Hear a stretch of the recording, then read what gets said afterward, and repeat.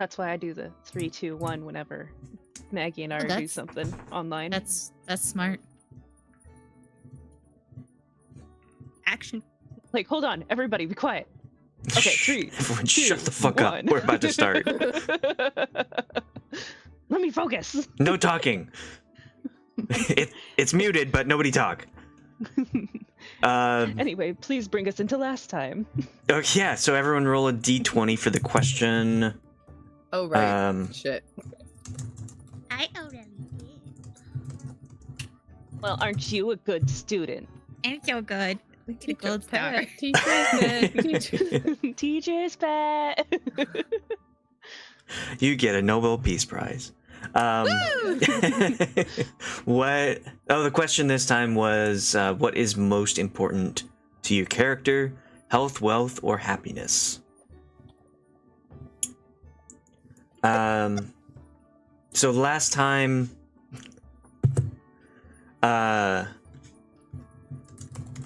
you had recently rescued Rassaahao and got him and Hyscera out of Samra when you were avoiding being seen by anyone there because it's supposedly you're being pursued by someone. Some elites are looking for you because of events involving the Baron of that Tri-Town area. The leader is gone, and now there's going to be a power vacuum. But you made your way off-road across the land to just make your way north, west and north, where you found a traveling oddities salesman. And an oddity salesman wouldn't be anything without also being a little odd, and having a little odd as well, as he had a little pixie partner who played the accordion very well. It seemed like multiple instruments were being played when just the accordion was being played. But you chatted with him for a bit, and he was very excited to sell you his wares. And you bought a cloak, some earrings, some plushies, a potion that makes the person clean for 24 hours, and a cat collar. And he was very excited about being able to sell things. And you managed to also buy a pair of rings for the engagement of the two lovebirds that actually have not been able to have any kind of prolonged time together because of the whole marriage between the Baron and the Baroness. And so Hyscera is very excited about this, and she will figure out a time to talk to Rassaahao about this. But that will happen at a later time, possibly in private, off-screen.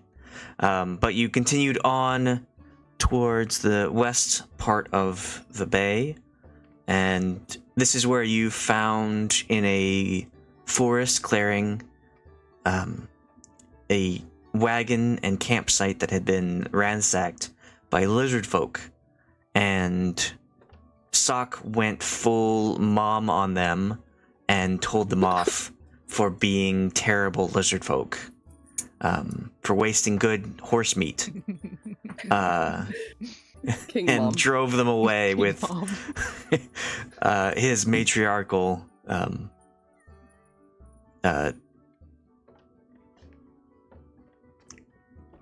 I was gonna say blessings, but cursings, I guess, but not exactly cursing at them.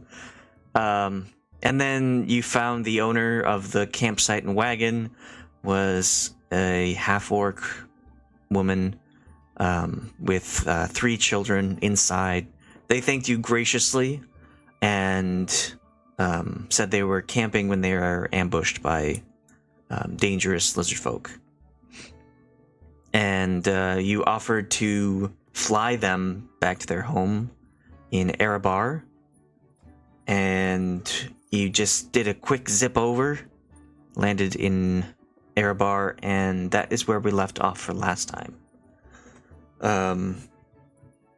So, before we get started, the question again, what is most important to your character? Health, wealth, or happiness? And we'll start with Soch.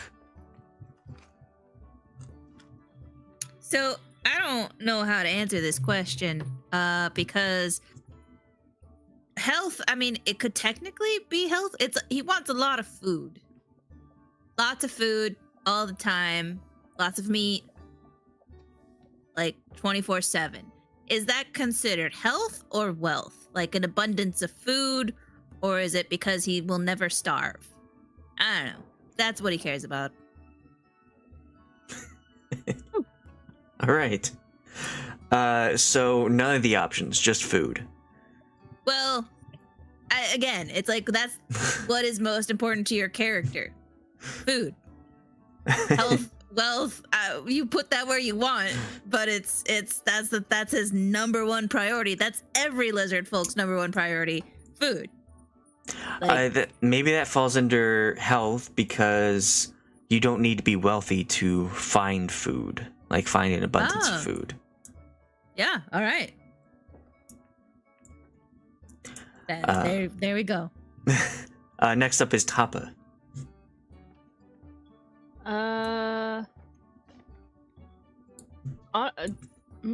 Honestly, happiness. I think Tahpa thinks happiness is more important than anything else. I mean, yeah, he likes money. But money is just an easy way to get things that he wants, but he doesn't really need it. Honestly, he doesn't like rich people in general either, so like he just wants to be happy. He's working towards happiness in general. Well, you probably have some problems with some people in this party, but yeah. Next up is Nellie.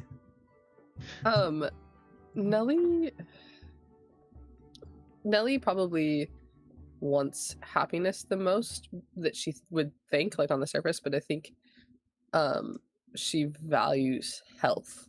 So like she might like desire happiness, but she sees the way to get happiness as like to be healthy and to have her loved ones be healthy and all of that. Okay. Whisk says that he prefers happiness for sure. Not much else matters if you're not happy. Also, happy is more of an immediate gratification thing, and Whisk is a bit short-sighted in that regard.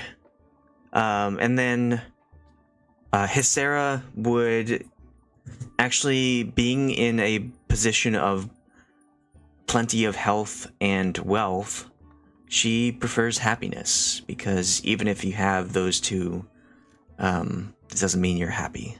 And she's happier now than when she was well-fed and well paid as a rich person's wife.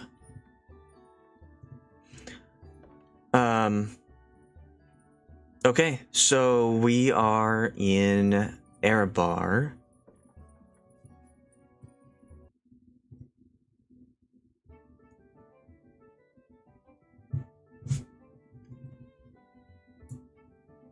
All right, we were having dinner with the lovely orc lady. Is she an orc? She's a half-orc. Half-orc.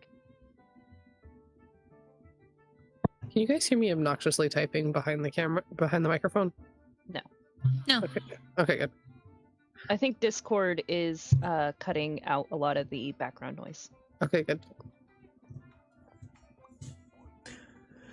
All right, so you have landed on the outskirts of Erebar and then make your way in. As you were going inside,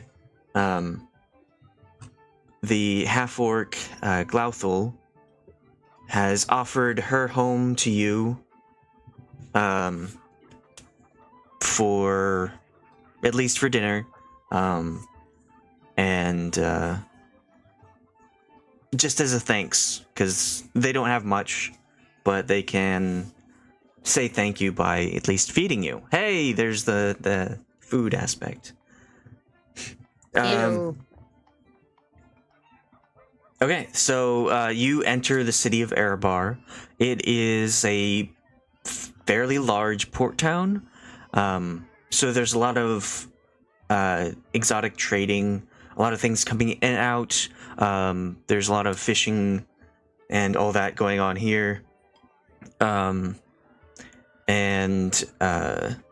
there is a sister city, Mimph, across the bay, or I guess the delta, and there is like a lot of going-ons, like how the Tri-Town area was very synchronized in that aspect. One town offers one thing and the other town offers other things.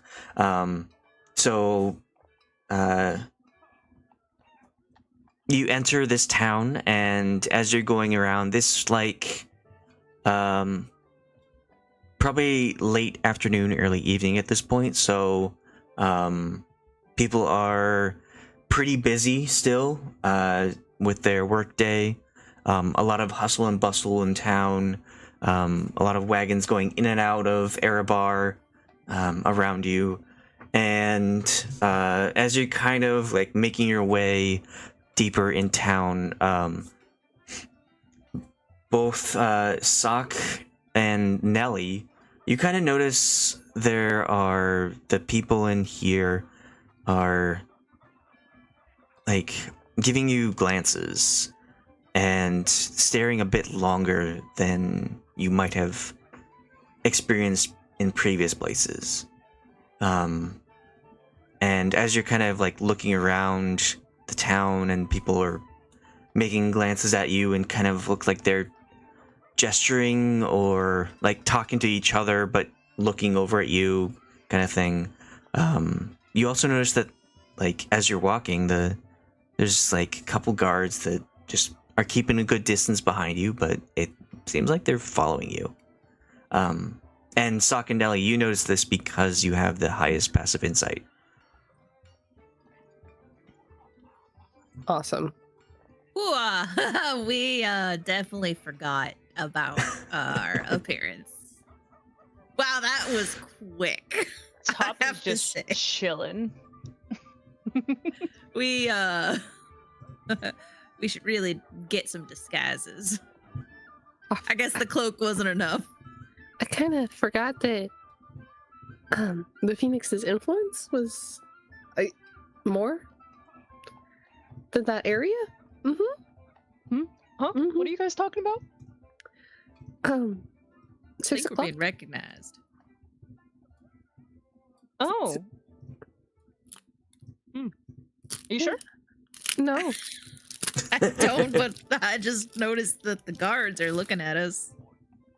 Oh, And- can Tahpa look around to see if he still does not notice the guards? Subtlety. You can roll either insight or perception. It's like, what are the skills? Like, we've been playing Call of Cthulhu all night, and I don't think remember the perception. skills of this idea. game. Okay. Yeah, so Spot you hidden? Point Can I above roll my spot passive. hidden? spot hidden. Where's that? If Where's I that on never the have to character roll a sheet? Spot hidden Can I- again, I will be happy. Can I roll operate heavy machinery? Will that help? That one I'll take. That one, and then like. I'll roll psychology or natural world. Can I roll first aid? It looks like somebody might have a boo-boo. Oh my god. D&D would be so hard if we played with Call of Cthulhu rules. Hell no. Oh, Like, jeez. oh, medical. Yeah, if you want to heal someone or use like a medical pack, it's like, okay, you got 1 point. You get bitten by a rat and you take 1d4 of damage. You're almost dead. Yeah. Good luck. Oh my god. Long rest doesn't give you all your hit points back. Oh. Like you get That's- one. Mm-hmm. I'm so easily distracted. Okay, so Tahpa, disguises. you look around, and you notice that all of you notice that no one has really approached you. It seems like it's mostly just looks. And Tahpa, you do notice like guards behind you are keeping a distance, roughly about 20 to 30 feet away. They don't approaching any closer. They're just keeping an eye on you. I don't think we really have a problem. I think they're just wondering about the tourists. I mean, okay, are we if following we were- the half-orc lady, or are we meeting her at her house? I assume that you following her still. Okay. I forgot to write down her name. If you scroll up in the chat, it is up there. Well, normally I take good notes, and the Glathel. last time I did not take notes. I have a single Glathel, note. right? Yeah, Glathel. I scrolled too fast. I didn't take notes again, so Okay.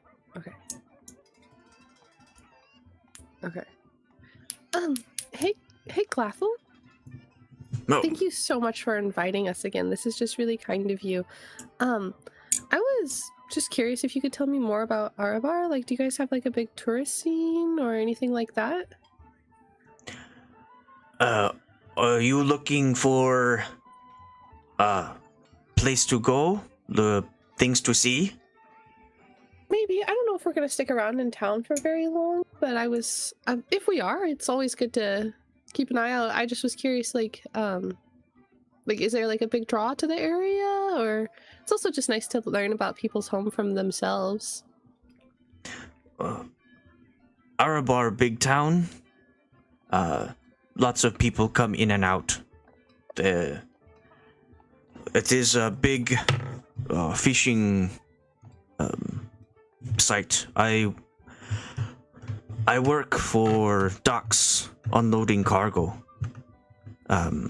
So I mostly see people coming in and out. Lots of passenger boats, trade, fishers. Oh, cool. So yes, there are some a lot more places to stay near docks. Oh, of course, yeah. I live more inland than that. Excited to get to see a different part of it than most people then. Oh. I don't know. I'll kind of like fall back a little bit, just so I'm not like right on top of her. Soch, it seems like this might be just be spitballing, but do you think our wanted poster? I haven't seen it, but I would not be surprised if that's what we're dealing with right now. Or is I mean, there's also something to be said for, like, she was really nervous, and everybody here seems to be really scared of other lizard folk. And, like... oh, you think it's me? You think No. I'm the... No, I think the fact that you and Tahpa are, like, walking next to each other without Tahpa being scared is interesting. Because a lot of people seem to only think of, like, what we saw out there. So you're saying because he's not outright terrorizing me at the moment. Wow, Nellie. I mean, that seems a little prejudiced. Let Tahpa off behind Soch's back. I feel like, you know, You're not I'm not fucking the helping. only non-smooth skin here. Like, Quite the thing to say, Nellie, right now. That's Like, okay, when we were in I don't remember what the city we started in was called. But like there was like a big community of like lots of different type of people, including lizard folk, including other like non smoothskin or non scaly or non furry. Like it was just a whole bunch of different types. But here it sounds like they don't get a lot of lizard folk. Well, I mean, that's unfortunate for them. Right? Hopefully Like- I can give them a good impression. Well, if anybody can do it, it's you. Thank you. That being said, I am not against putting on some kind of disguise if that makes y'all more comfortable, or you think, I think if you're gonna do it, we should probably all do it. yeah. All right, let's do that when we get to Glathel's home. We'll do it after All right. lunch.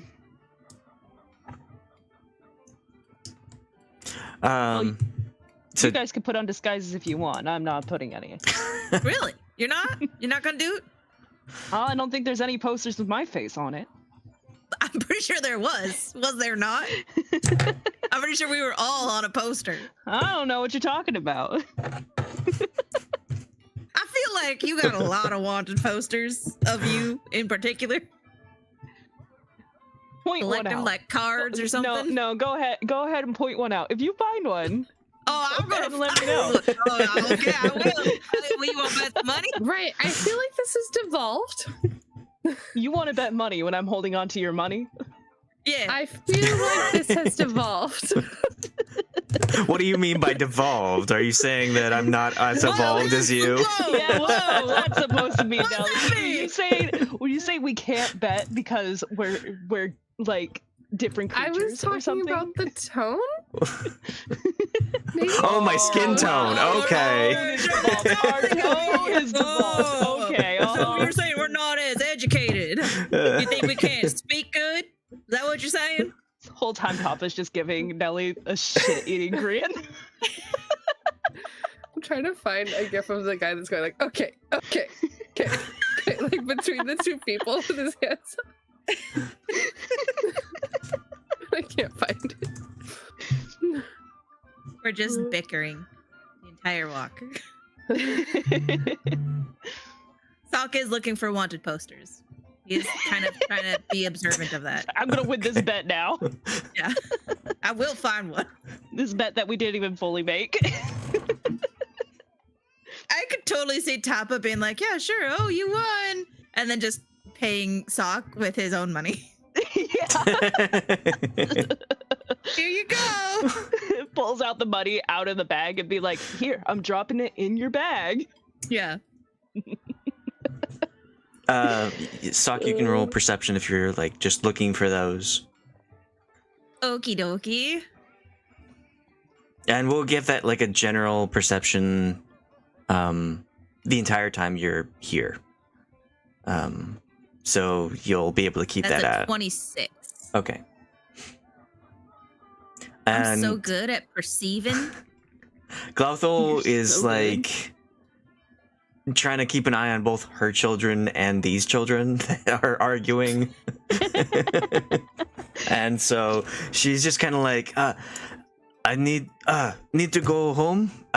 Please follow so children can go play and be at home. It's been a long time. Oh yeah, we can walk and talk, and then just keeps arguing. Yeah, we're walking and we're talking. Okay. And she turns and continues on, hoping that you'll follow. Yeah, Yep, we're following her. We're following. Okay. Just got to do the old walkie-talkie. All right. So you continue on, and you still see these people kind of like keeping their distance. Also, like if you're walking down a road and a group of people is like walking towards you, they'll kind of like cross the street before they keep going. So a lot of people, Oh my God. a lot of people are like keeping distance from you, and it's become clear that people are trying not to like stare directly or for long periods of time, but you look back and the guards are continuing to walk and like follow you. But you make your way through town. You go through like a market district, and you get to more of a quieter residential area, and there are still like children playing in the streets or just like small groups of people walking around, but there's a lot less people in this area. And you can also notice that the housing isn't as good as the buildings as when you first entered. Not to say they're completely dilapidated, but it seems like this is sort of a lower class area as Glauthel continues to walk and finally makes her way towards a pretty decent home, all things considered, in this area. It has 2 stories, but it is also like connected to the neighboring houses, so like a triplex kind of thing. And she walks and opens the door, and the kids like immediately just like barge in and start yelling at finally being home.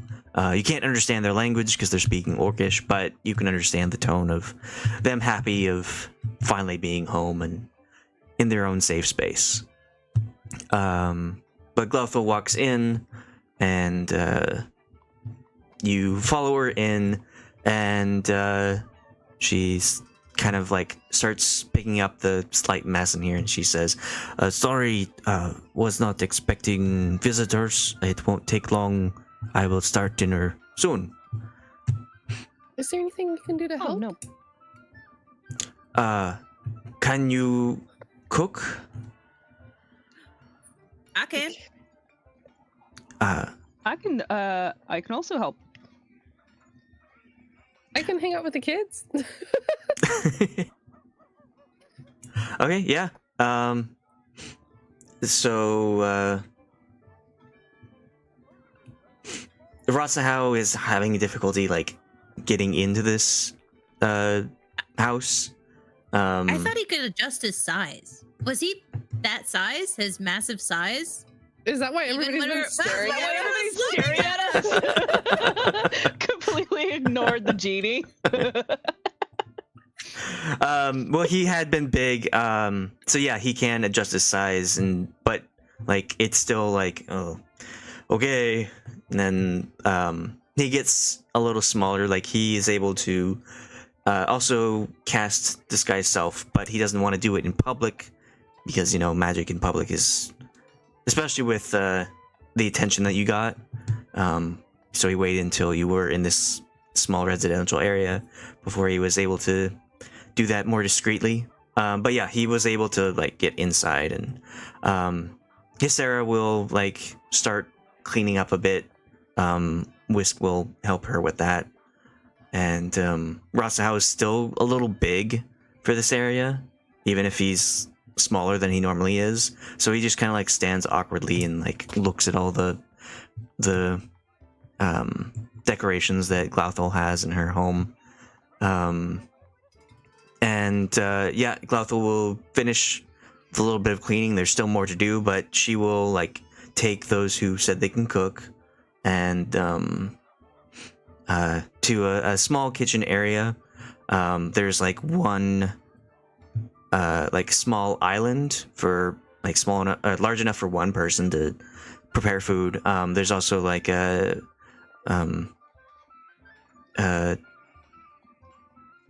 what's it called? Can't think. Fire pit, where she has some water still boiling even after. Actually, no, let's not say that. There's water in a pot over this, and she'll like start lighting that. Nellie, you said that you could be with the children, right? Sure. Yeah. Okay. There's like a small opening where the children just run outside, and you follow, and there's like a communal backyard connecting the 3 houses here, and And so, like, there are a couple children already outside and playing with a ball. And then these 3 orcish children go outside and, like, pick up these, like, fake toy weapons and start, like, shouting with them and play fighting. And inside, Glowthal lights the fire, and then she'll, like, grab a crate and open it up and pull out, like, this partially dried, like lizard-esque tail. It's, like, a couple feet long, and she'll, like, place it on the workstation. She'll say, one person cut up half off this, put back when done, and then she'll, like, go over and grab some vegetables, some, like,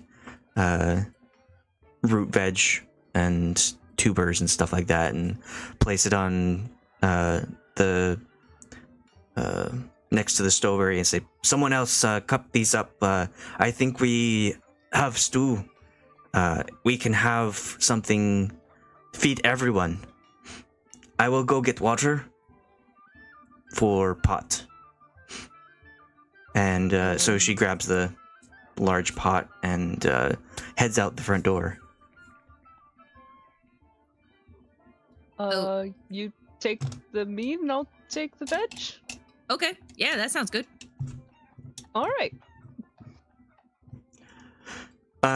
Let's do some kind of roll to see how well you prepare this stuff. Survival? Yeah. Let's do like a nature, survival, sleight of hand, or animal handling. Animal handling for the meat, nature for the veg. And it's your choice. Okay. I got a 24 for the meat. Nice. What was it for the veg? Sorry. Sleight of hand, survival, or nature. Okay. Sweet. All right. So good at cooking. Tahpa, you take out. I was gonna ask for advantage too, but I'm good. Why advantage? We should be the cooking camp. Why are we not the cooking campaign? Do you want to be? I mean, we can introduce some of the cooking stuff in this game. It's kind of cool when it gets like, because you get the buffs. I don't know. We could talk about it. You also don't we can fight that much, so and there's a lot of like harvesting of animal products, and you'd have to fight creatures, higher level creatures, to gather their essence and items. I mean, this party seems to be more investigation than fighting, honestly. So we could add the cooking thing in to spice it up. Hey! Hey. 3 luck for that pun. Woo! I did it on accident. It was totally intentional. The rest of you get good. Yeah. Get good. Do better.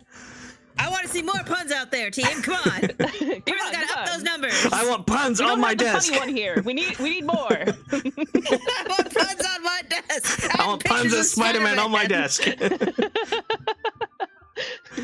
Want pictures of Spider-Man saying puns on my desk tomorrow. Oh my god.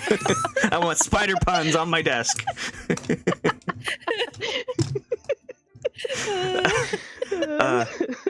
Tahpa, with your skills with a knife, you managed to very quickly and precisely cut up all the root veg and tubers. And then, Soch, you're able to start cutting up this tail, and you notice that as you're like cutting it, it seems to be moving a little bit. Yeah, like tails do. It is a lizard Yeah. kind of tail. That checks out, yeah. If anything, I would not be surprised if this tail was actually dropped on purpose by the reptilian. Wait, you guys can drop your tails? Yeah, we can, and then we can regrow them, but it's a pain in the butt. I got you. Another 3 luck for that.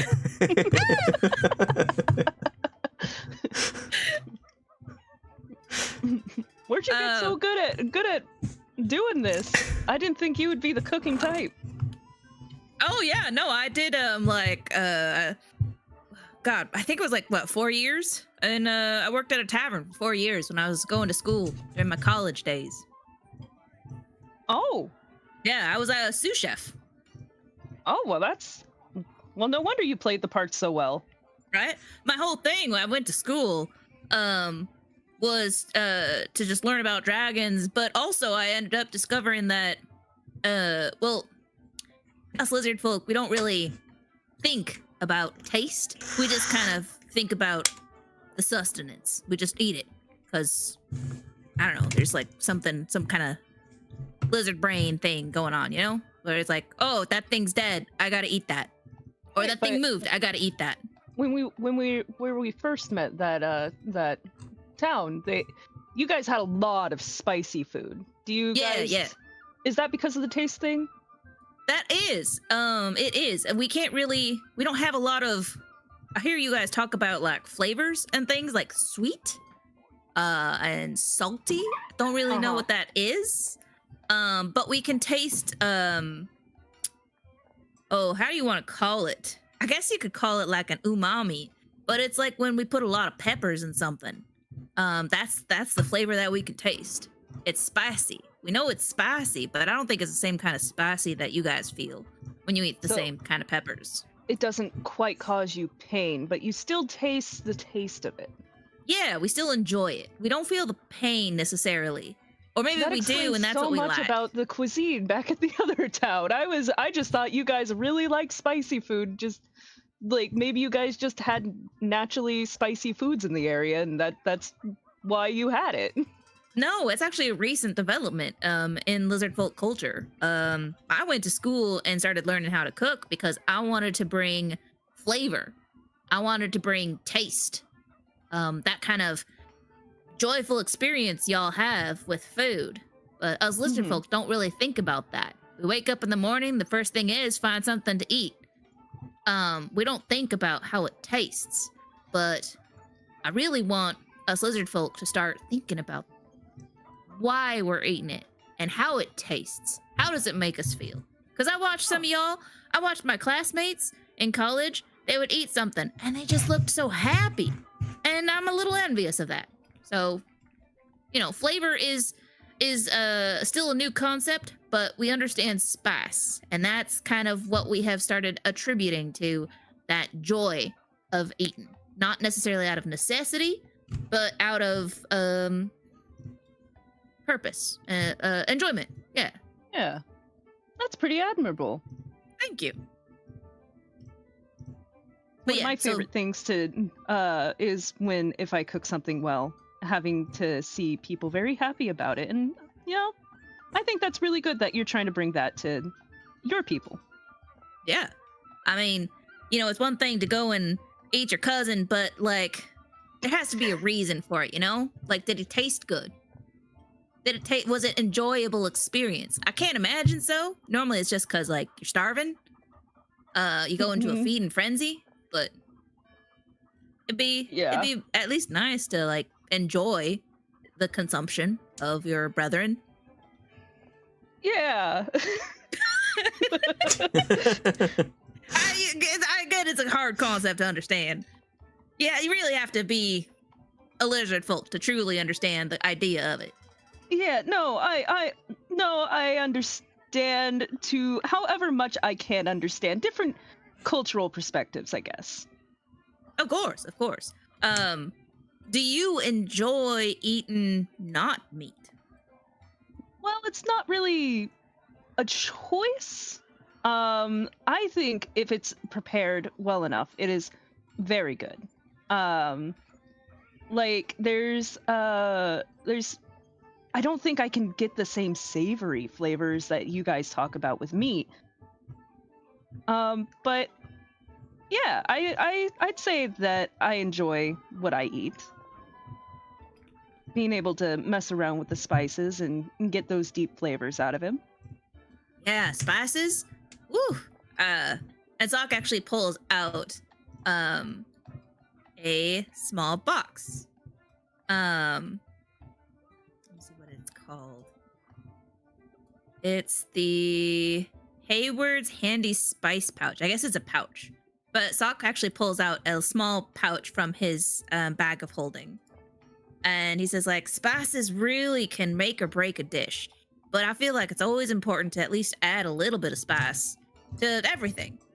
Oh yeah, I agree. Always add your spices. Otherwise, it just turns out really bland. Or salt. Never forget the salt. Salt is... What is salt? I don't understand what salt is. I understand that it's good for removing moisture. Well, it's, it's a mineral, right? Oh, yeah, it's rock. Yeah. Yeah. It's just, it enhances the flavors of whatever you're eating. Mostly you would add salt to any of your regular savory dishes, stir fries, anything like that. But what a lot of people don't really understand when they're first getting into cooking is that you need to add salt to sweet things too, just not as much. And it really enhances those sweat flavors on top of that. So it's mostly an enhancer. I mean, I tell you, one of my first times cooking, I was in charge of putting the dessert out, and I got the salt mixed up with the sugar. And the chef was so mad at me. Yeah, it was real bad. So, but it's interesting that you say I did make that mistake once when making my mother's tea, and she spat it out all over the floor. I had to clean it up, but it was hilarious. I can imagine. Oh, I bet you got whipped, didn't you? Oh, no, my mother was very kind. She understood it was just a mistake, and she made sure I knew where the cleaning supplies and all were, and then made sure I knew exactly which one was the salt and which one is the sugar. They should really make sugar a different color, you know? Well, some sugars do come in different colors. Some are brown. Oh. Yeah. It just all depends on how it's made. Huh. I had no idea. Soch has been adding spice this entire time to the Oh, no. Tahpa's gonna just kind of look over. He didn't notice at first, so he's gonna look over. He's like, maybe we should not put as much spice in there. No, I'm keeping it very mild. No. I mean, we don't know what spices she wants to put in there, so we don't know what flavors we're enhancing yet. Oh, yeah. Okay, I'll be done. Yeah. We don't know what she's putting in there yet. Besides what she's having us cut up. Slice up a little piece for him just to taste right now, just the raw meat with the seasoning. And just like, oh yeah, that's good. It could use a lot more spice. It's very mild. But you could taste it just a little bit. Well, what's mild to you might be spicy to me. We can't really handle too much. Well, but you don't eat meat. People, but well, no, you don't eat meat, right? Yeah, we don't eat meat. No. And I guess he'll touch it with his finger with some of the spice on it, and then put his finger in his mouth. How spicy is this? So let me read what kind of things are in the spice thing. Okay, so the belt appears empty and has 10 charges. While holding the pouch, you can use an action to expend one of its charges. Speak the name of any non-magical food seasoning such as salt, pepper, saffron, or cilantro. He chose cayenne pepper. Is what he chose. Oh God. The weakest of peppers? Do you want to make a roll to see how much spice, like a D20 or D100 or something? Yeah. Maybe a D100 for a percentage of how spicy it is. Okay. So it's only 81% spicy. Oh no. God. That's mild. What do I have to roll to see what? Because a fucking con save? Probably, yeah. Hold on. Let me Google something really quick. It's more spice than meat. It'll cook out. That's the thing. It's raw meat, so the spice is gonna cook out. He's mostly just tasting the spice because, you know, he just rubbed his finger on it real quick. Oh, yeah. I'm looking up, do capybaras eat anything spicy? I mean, it depends. You can have your character do whatever. Like if yeah, I know. your character is very much like a low spice kind of person. Yeah, I think personally, cayenne pepper is like the weaker of spices compared to like a habanero. And then you got your Carolina Reaper and your ghost peppers. Those are the tasty ones. he's like fanning his mouth a little bit, but he's not full on like panicking yet. He's just like, oh, yeah, I'll have you make a Constitution save for that. Okay. Because it is 81%.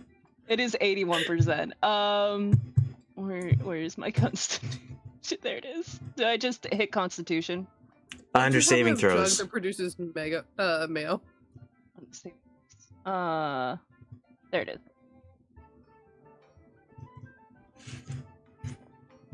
is. So you do feel like a kick, but it's not too much. You didn't gather too much on your finger before you tasted it.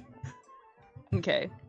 He's just kind of like fanning his mouth just a little bit, and he's like, it certainly tastes pretty good. I think it's a little hot for me, but it's pretty good. Okay, well that's fine. You know what we could do is I can add a little bit of sugar, and that will really cut the spiciness. Yes, sweet, and spicy. Yeah, and he's gonna look for some tomatoes. And it's not like I'm eating the meat anyway.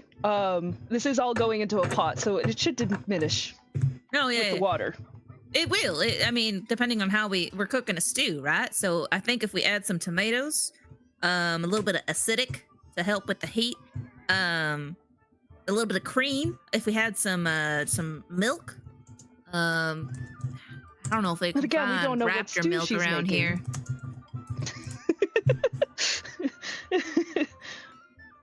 We'll just see what kind of stew she's making. We'll make suggestions along the way.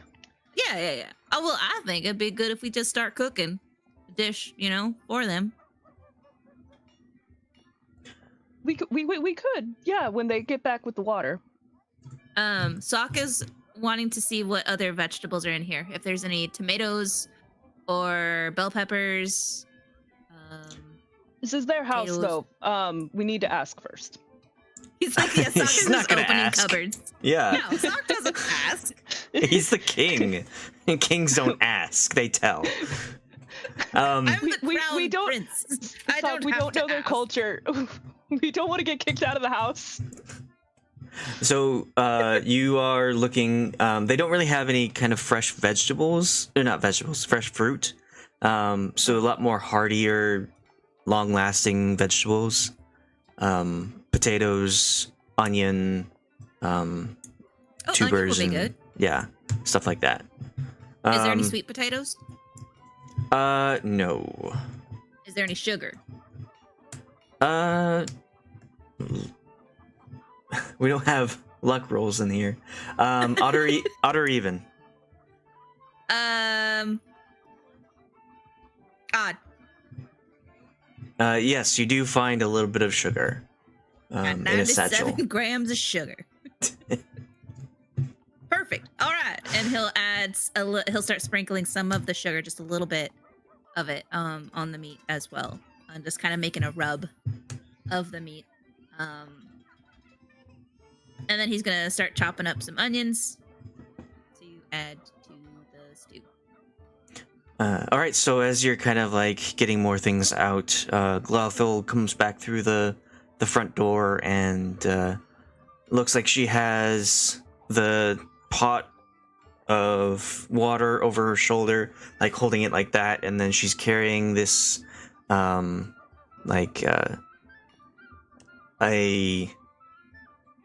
flask, kind of a pretty large flask, in her other arm, and it's like very dark. There's a liquid inside, but it's a very dark liquid. And she comes over and like eases the pot onto the hot stove now, and she says, "Sorry it took long. I found some herbs to go with stew on my way out. Ooh. So we have that now. And while I was getting the water, I remembered that there was this special drink that I got from one of sailors. Sometimes as I'm working, I get little bonuses. So when I was working an extra shift, I was able to get this. It is alcoholic, if that's okay. Otherwise, we do have more water. And what's your job? I work at the docks, unloading and loading cargo for merchants and sailors. Have you heard of a union? Sorry. There is group of us. Just I'm still outside. I'm not a part of this conversation. Okay. Nellie, do you want to roll something to see how well you do with the kids? Do you want to do like a con to see if you? Well, Speaking of unions, just watching them, or do you want to like engage? Unionized. No, I would have enjoyed like trying to like play with them, but I definitely could imagine myself taking like a soccer ball to the head. I mean, you have cantrips. You can just like do a little magic for them. My cantrips are all like not great choices for that. What do you mean? What are your cantrips? Flare? Yeah, that's a good one. Would that like a restaurant flare? I don't want to like burn something in the yard though. You could create like little tufts of fire and like bounce it between your hands. You can cast silence on them if they're being too loud. Cast old person. Oh my god. Everyone shut up. Was it Guriev always loved casting? It was silence and it was banish. It was banish. No, yeah. It wasn't banish. It was like sorry. Toll the dead or something stupid. Oh, I was just being a dick because Katla is holding the fact that he banished. Oh, it was a ray of enfeeblement. Oh, yeah. Ray of enfeeblement. Yeah, he was like, I cast silence. I cast ray of enfeeblement. I forgot to look to see what kind of dumb shit I had in my bag. Maybe, like, I don't know. You got a toy? I got a lot of stones. Nellie collects rocks. I mean, the kids are playing with a ball outside, right? You could just play with it with them. Yeah. Flip them through. Well, yeah, no, I mean, like, that was gonna be what I would. Here's something to play with, gives them the phoenix egg. Right? That'd be great. Yeah, no, I'll like try and just like play goalie or something for them. Athletics. Do a trick. Oh my god, that is. I have a -1, you guys. That I was scared. Yeah, you were able to keep up with them pretty well. I mean, you're not. They're children. It's fine. Yeah, you're roughly slightly taller than them, so it's like you're just one of them. They quickly accept you and have fun. It's a good time. Rad. And then, without even kind of just looking at what you've prepared, Glauthel begins to put the meat and the veggies into the pot of stew and like start stirring it, and then like gets out some other ingredients from the pantry that they have and throws those in. And yeah, so what would you like to do? Cabbages. Cabbage and tomato? Oh, it's gonna be the best soup. Oh, they don't have tomato. They don't have tomato. Damn it. No, they don't have any fresh fruit. I mean, if you want some acidic taste, I got vinegar. think that's gonna taste too well, though. Honestly. No. Yeah, tomatoes are like they bring something to it. You know, they really bring the flavor of the meat out. I'll believe you. Yeah. Oh man.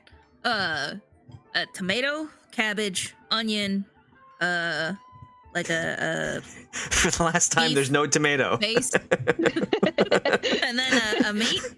Delicious. He's just naming off things that he wishes were there. I'm just like, oh man, if we could make this stew, this would be good. Oh like man. As you're eating it, oh man, it would have been good if you had tomatoes. If only we had tomato. This is what you have, but if only we had more. I was like, Hey, I would even please. take a tomatillo. Frankly, a tomatillo would be good in this too. We think the food's very good. Yes, the food is good. My favorite is the meat. Tahpa's just like this damn lizard. I want you guys to know that Soch is very intelligent. He's got a 19 in intelligence. You can be smart and still a dumbass. Yeah. I'm the smartest lizard folk in the entire world. That's for sure. Hey, how far down deep did you have to dig to find that bar, though? That's the smartest football player in the world, I think. Basically. All right, so Glauthal like gets that going, and the pot gets hot very quickly because the stove was just like on for a while, and already it's starting to boil. No, she turned it on before she left. Oh, okay. But yeah, so she'll start like getting. She gets out a couple bowls, like about 5, and then realizes there's not enough, and so she starts getting out like mugs and whatnot. And she's just kind of like looking around, kind of realizes there isn't much place for anyone to sit. There isn't a table, dining table. So she's just like, oh, sorry, sit on couch or chairs. Don't have table. Don't usually have guests. Oh, that's fine. Yeah, that's all good. No, you can sit on the floor. It's cozy. But yeah, so you cook the stew. She yells out the window to the backyard for her children to come back in for dinner. They're just like balls of energy running back in, breathing heavily, but ready to eat.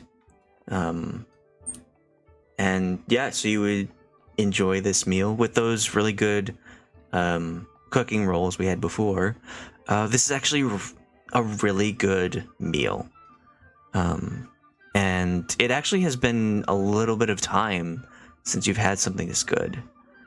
Being on the road for a long time and being in hiding when you were in the Tri-Town area has made it really hard to actually enjoy like a home-cooked meal. But it's very safe feeling, if that makes sense. You are able to enjoy this without somebody looking over your shoulder, or somebody keeping an eye out for you. And so you just feel good. And then Family It was- vibes. it was poison because it feels too good to be true. Feels too good to Everyone be true. roll con saves. Roll for initiative. She's You gonna don't eat the rest of deserve that nice lizard. You'll see, things. she's just fattening you up. Yeah. It's like, okay, now I need to eat your tail. Tail for a tail. She needs to feed her children somehow. Oh, jeez. How spicy is it? It's not too spicy. It's good, yeah? It's still at that 81%. 'Cause, Yeah, all right. But yeah, Oh, so the water did dilute it at all? well, the water cooked down to thicken up. And so, Mm. and the heat Right. Like warming up spices actually makes it a little hotter. So Tahpa's nose is running a little, but he's fine. Yum. Delicious. and as you are like enjoying your food, you hear a rather forceful knock on the front door. And Oh no, we're having a warm meal. Go away. and No Glauthel solicitors. just like puts her bowl on the workstation and just like heads to the door. And you can hear the conversation that they have. You hear this like Glauthel will say, "Oh, sorry, watch. Is there an issue happening?"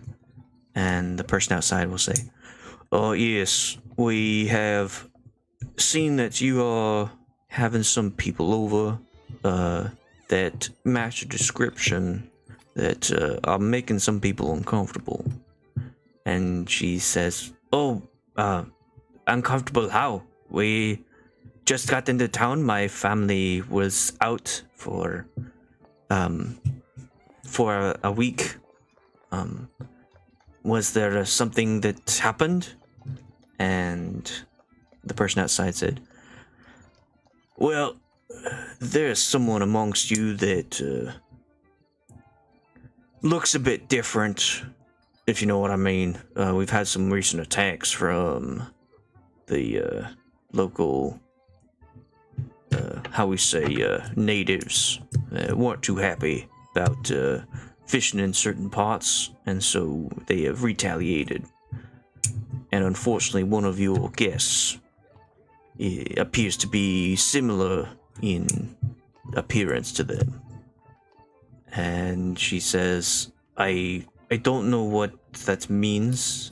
These people have been incredibly kind to me and my children. They saved us from the people you are referencing." And the person outside says, "Well, I think that maybe be a little bit more cautious walking around town. I don't think that you could see the kind of issues that some people have with those people. So maybe if you could let them, as soon as you're finished with whatever you're doing, let them exit the town to make sure there's no trouble, either between them or civilians." This whole time, Nellie is like staring at Tahpa like, "You little shit." You fucking little shit. Soch is also just like, The children are eating on the floor. They don't seem to notice any kind of like problems with the conversation. They're just like arguing amongst each other about like, you don't know. It seems like there's something and something got heated and just talking.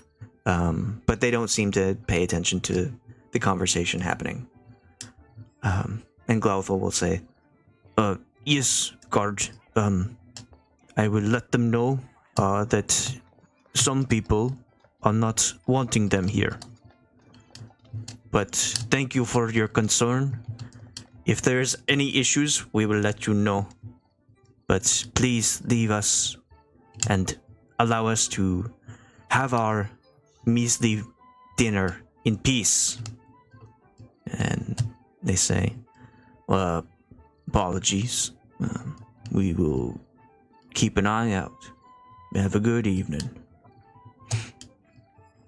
And anyone watching Glauthel, you will see that she will move the door as if to slam it, but then catch it before it hits, and then like very quietly close, and turn back and go back to her meal.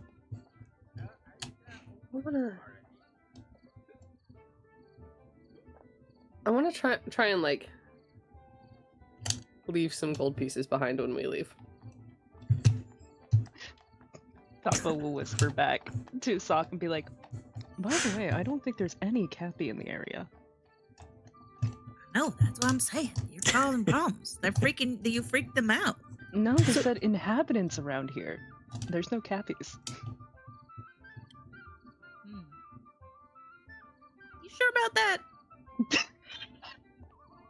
Pretty sure about where my people are.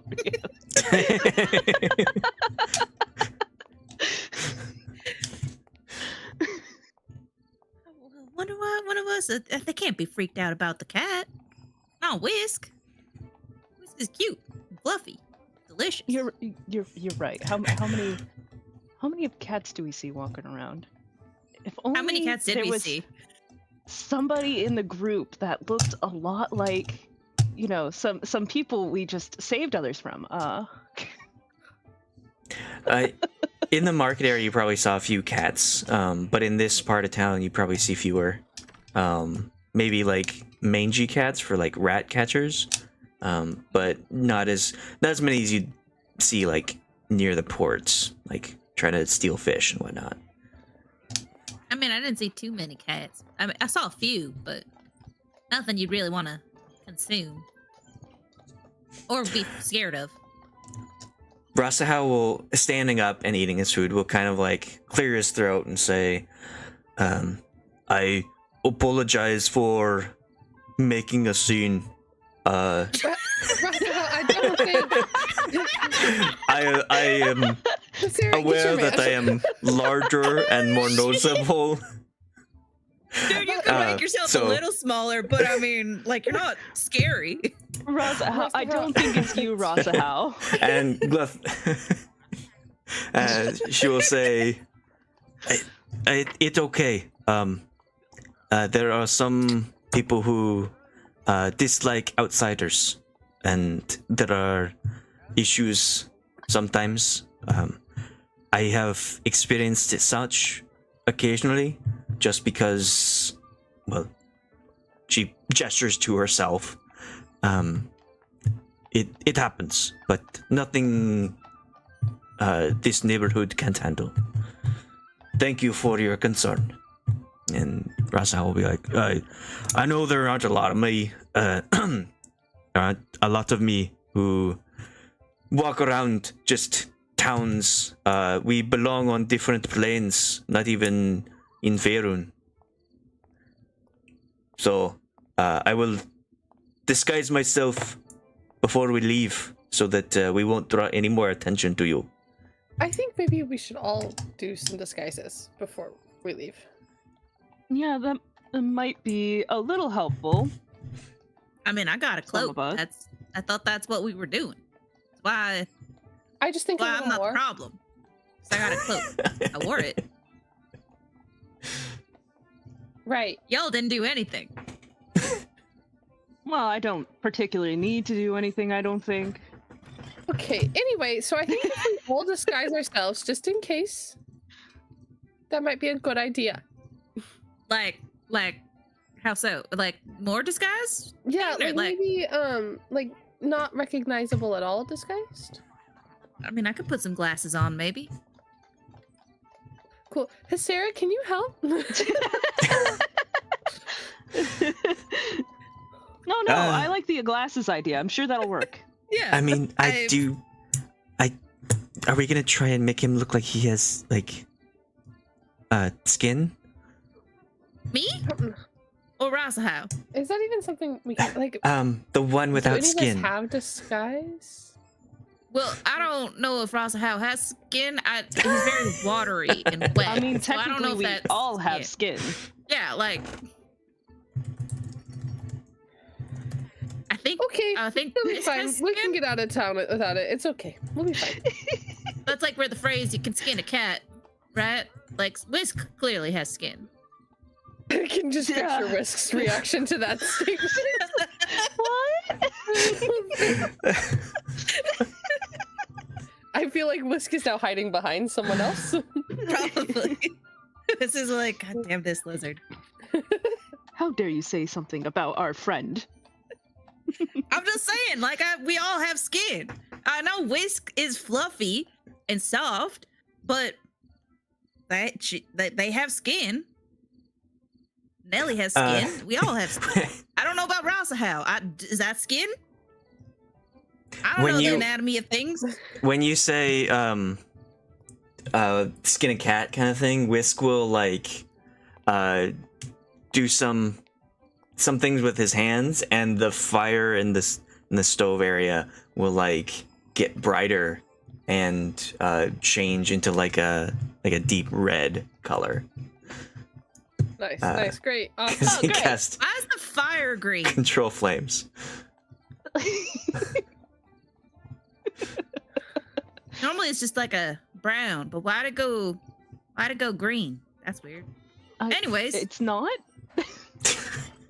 It's okay. Yeah. Well, I do have a disguise kit. And I'm sure some people have some magical forms of disguise. Of course, I can always cast invisibility as well if we need to disappear for at least until we find rooms for the night, or we can always just leave. We can take off. I don't necessarily want to find out. you don't want to stay in town? I don't know. Well, do we need supplies? I mean, we could just wind walk to our destination.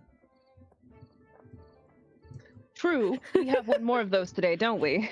Yeah. It is kind of in the evening.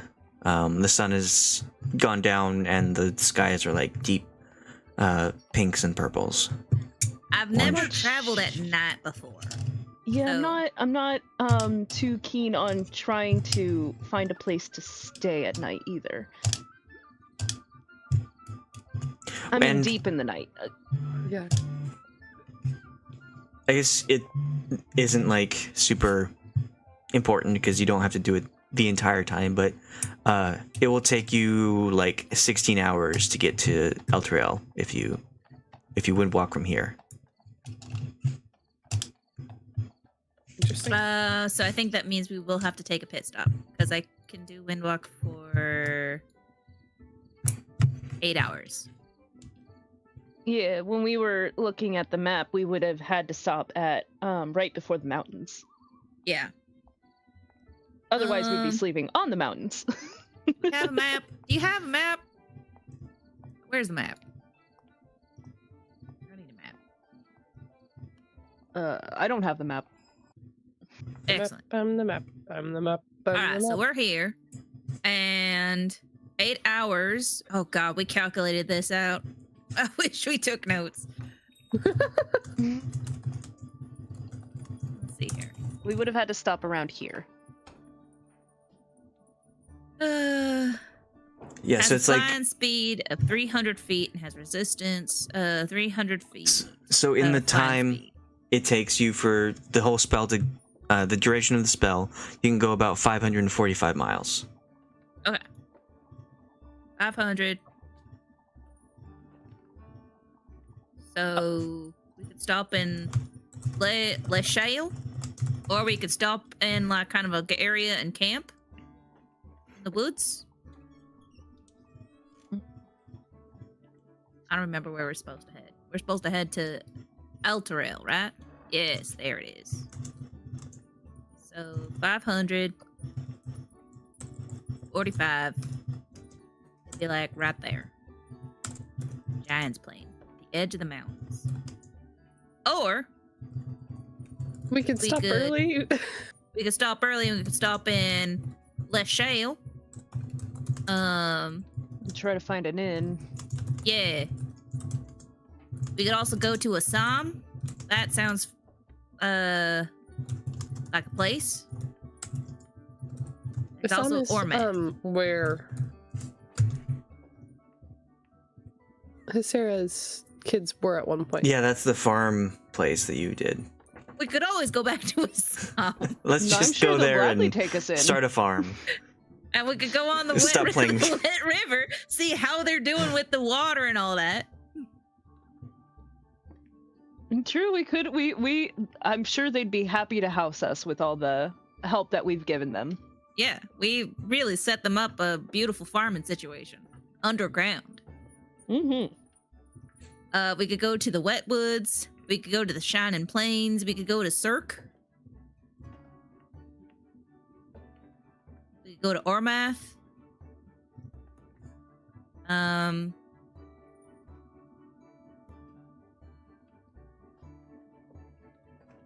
The Shale could be good.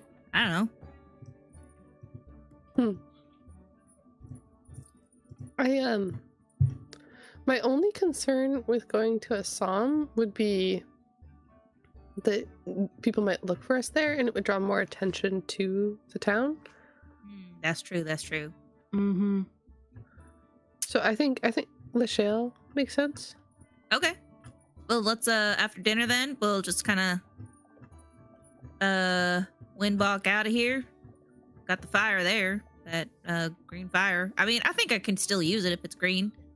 And just float on out. Make our way to Lashale. Seems good to me. Well, I'm gonna hit my old dusty trail. Well, time to turn into dust. On the road again. Can't wait to get back on the road again. Skyr.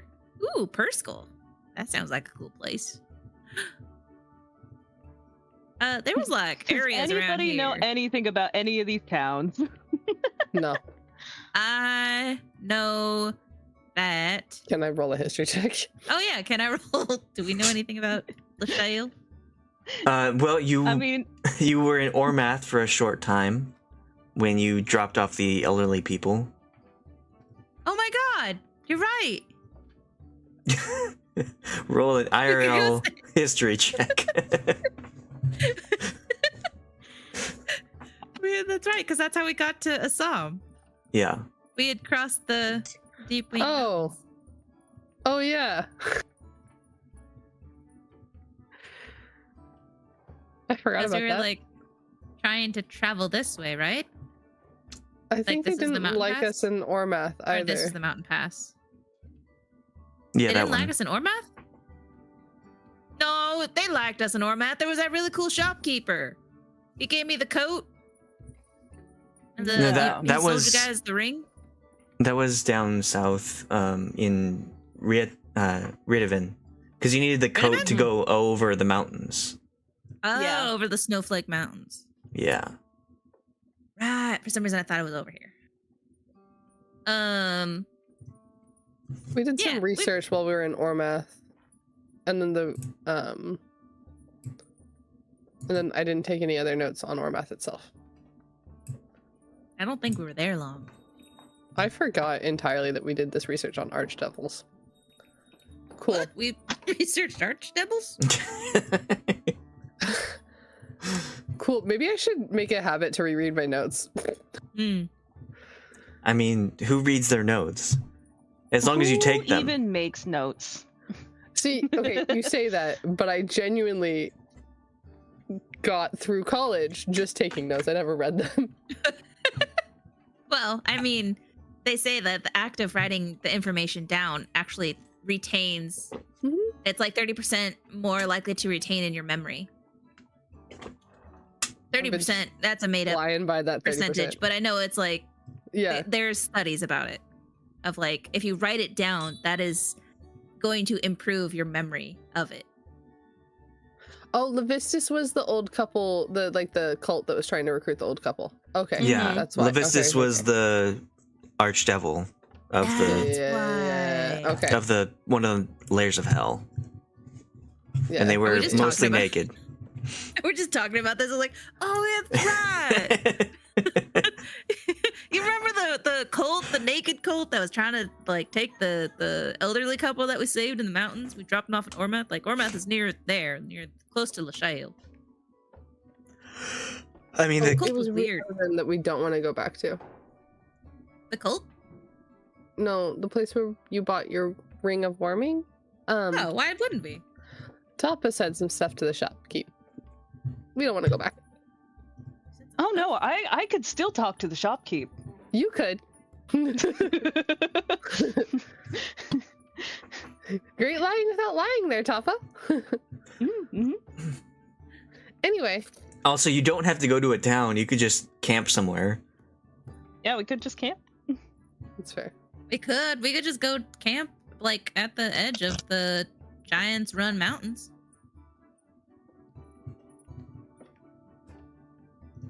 You guys want to just do that? Let's go camp. Let's go camping. Let's go.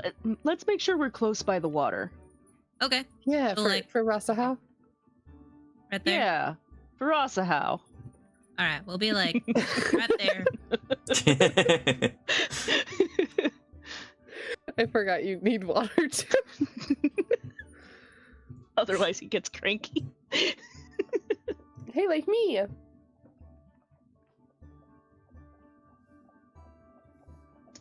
But after this, I would really like to stop into a town. Maybe stay a night. Well, I mean, once we're there, we'll have a rest, good sleep, and then we could just make it to Elturel, like in one day's travel. Mm-hmm. 2 windwalks. Boom, we're there. Okie dokes. So, yeah. Okay, so the children have finished their food and have ran outside to burn off the calories they just ate. And Actually, reduce insulin resistance. and I'm being obnoxious. Continue. Sorry. okay. Sorry. Because you run off? No, specifically because you exercise after eating. if you exercise after eating, it increases your it decreases insulin resistance, which is also shown to decrease risks of Alzheimer's developing early. Really? That's Well, interesting. look at that. We're learning things. Yeah, I always take a nap after I eat. So that explains that. That's can make it worse. I'm like Early onset pre-diabetic. dementia. Here you go. Yeah, no, I've been reading up a lot on insulin resistance lately. So, It's a problem. All right, back to the fantasy world where we don't have to think about our problems. It's like, sure, I normally take a nap after I eat, but I get probably got to get on the trail. Probably got to get out of here. Glethau will start cleaning up the bowls and whatnot and cleaning up the workstation, and she will say, "Thank you again for helping. I cannot imagine what would have happened to us if you had not shown up." Thank you so much for your hospitality. It's been really nice sharing a meal with you. Yes, thank you so much. And we hope you have good health in the future. I want to before we leave, I want to make sure I leave some coin, like a couple gold pieces for her. Yeah, and Soch is gonna leave behind one of the gems that is in this bag of holding. Okay. He's less like, this is really pretty. You can't really eat it, but I mean, it's nice to look at. So hopefully it brings you some joy. I gave him one of the red ones, and he's like, "Here's a green one. Here's a green rock for you. It's really shiny. Enjoy." I love how you incorporate this just constantly, and no one's calling Soch on it. He's just like, we're just like, nah, it's fine. She I will actually do it because so I remember. I have to keep reminding I myself. mean, I forget all the time too, so it helps. Which is funny because he thinks that Hyscera's like green skinned. Yeah. Sarah has like these red tones, and he's just like, green and blue. It's a good color scheme, really. Go Hawks. Same as me. Oh, I should check What this. color does he think Tahpa is then? Tahpa's brown. It's just red, green, I can see colorblind. brown. Brown. Okay. Yeah, you're brown. I know colors brown. There's brown, green, blue. The brownish Holy blue. shit. Sorry. What? Huh? I just checked the Seahawks score. Oh, okay. So not important. Got it. I have no stake in the game, but like, damn, that's a bad lose for the 49ers. Yeah. I'm Did gonna you be not hearing see the that. recent meme of like No, I don't care 49ers about being in a football. wheelchair and being like, leave me alone. I can get up the stairs myself. go. And the coach's like, I Gonna can have help. a field day with that then. I heard the fireworks, but like I was like, whatever. Go Hawks. Sock says under his breath. Anyways, she'll graciously accept the stone, and say, I mean, this is a lot. You've already given us our lives. But again, thank you for everything. And Nellie is giving 5 gold. Tahpa, you don't have to, but are you giving anything? No. Are you gonna Tahpa give feels anything like out we've of given this Sock's lady bag? 2 platinum already. yeah, Sock already gave some money to her. Forgot about that. Okay. Well.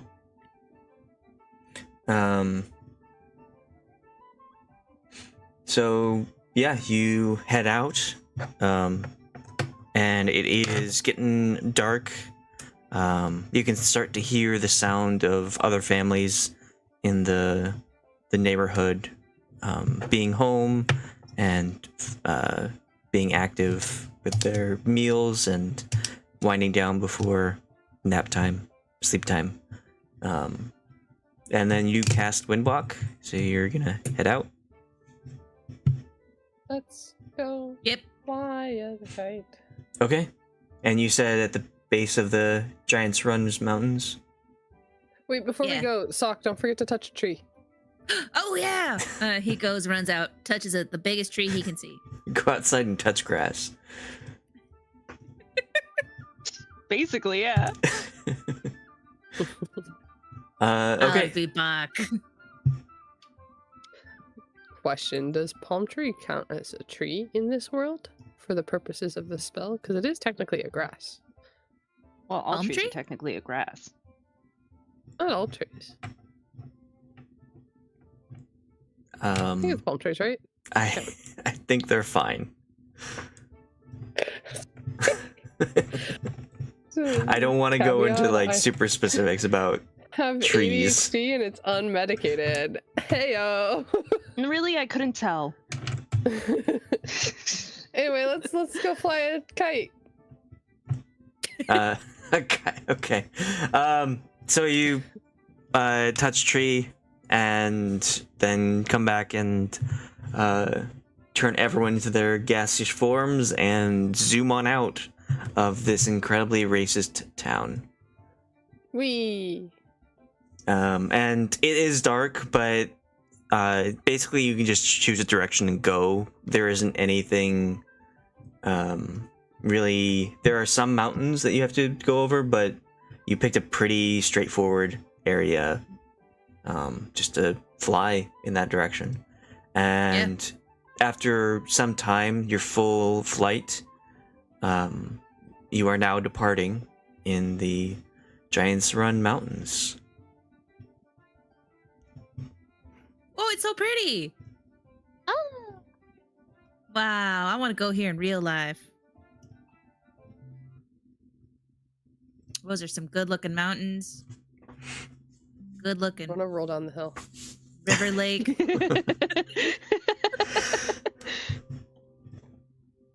And after 8 hours, it is very late. It's like past midnight at this point. And so you are very tired, but you're pretty able to get a nice spot to settle in for sleeping.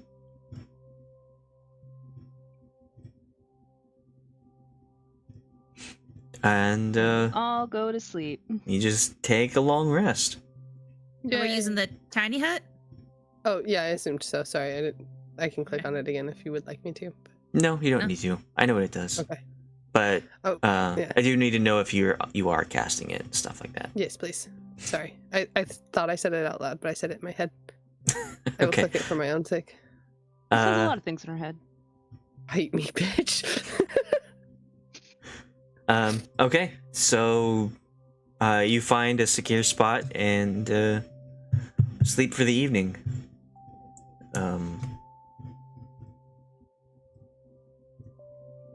Yeah, so you get a full night's. You can all. I don't think you did anything like too strenuous today, but you can click that long rest button.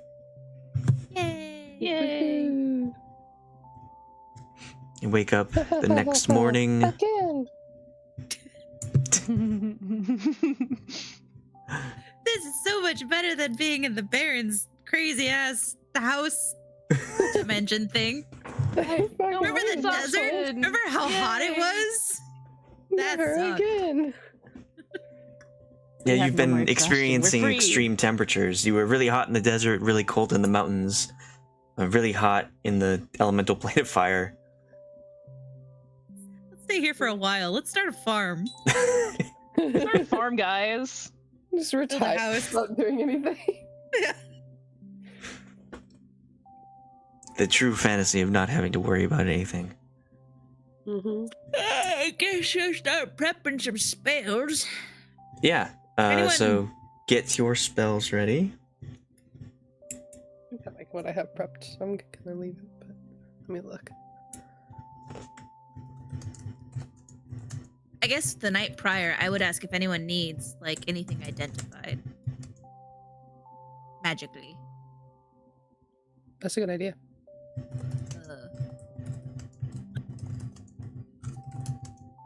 I think I would like to identify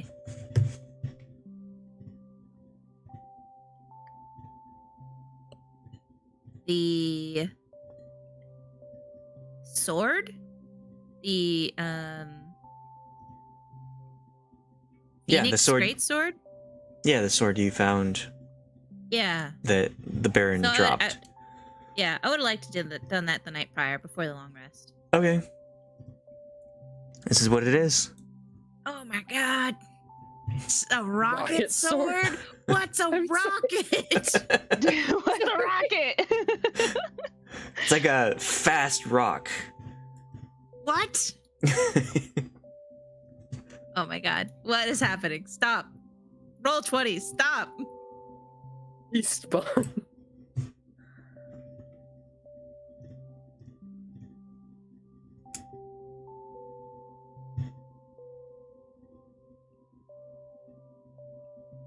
From curious whirring chambers.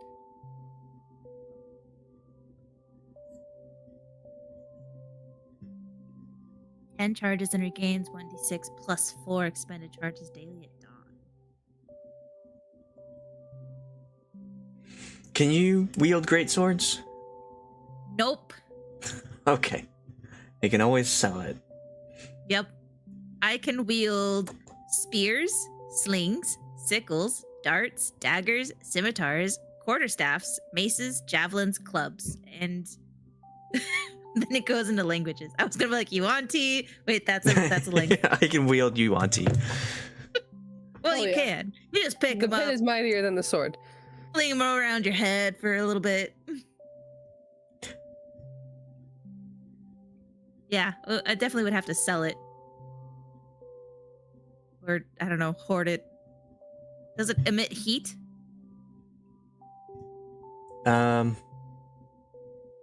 You can shoot fire from it.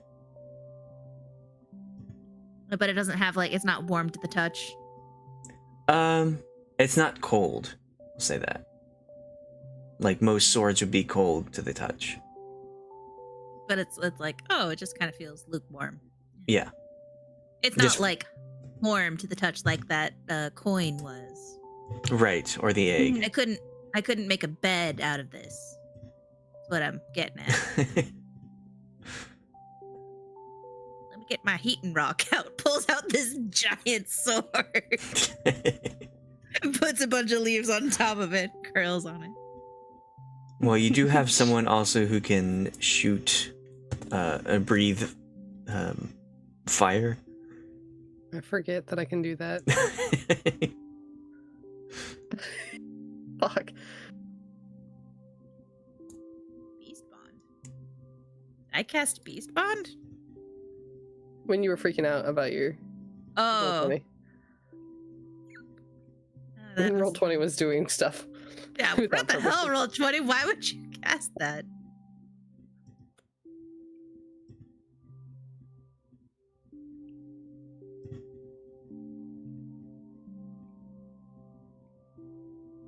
Sweet.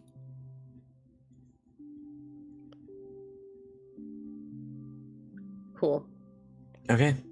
Everyone have their spells prepared for today? Indeedy do. Oh yeah, 100%.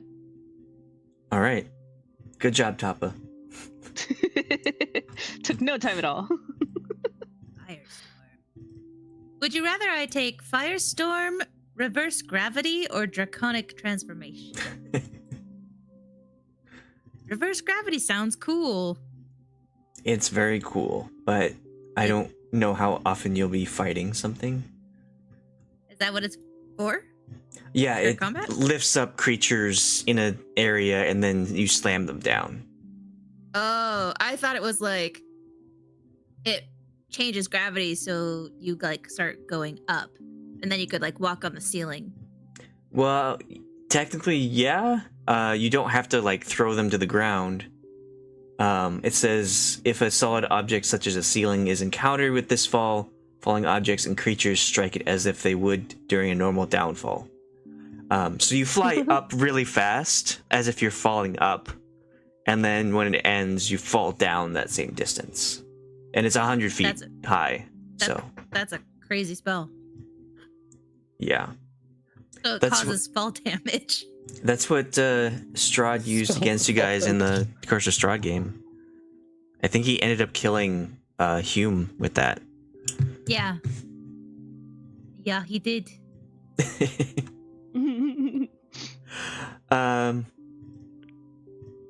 I was gonna say something. Oh yeah, I was gonna be like, oh hey, Tahpa, while they're preparing their spells, do you want to play 52 card pickup? No! Have you drawn your Teach daily us Soch card? how to play it. I should have told Tahpa they were daily affirmations. Oh my god. They were tarot cards that Yeah. told you about your day.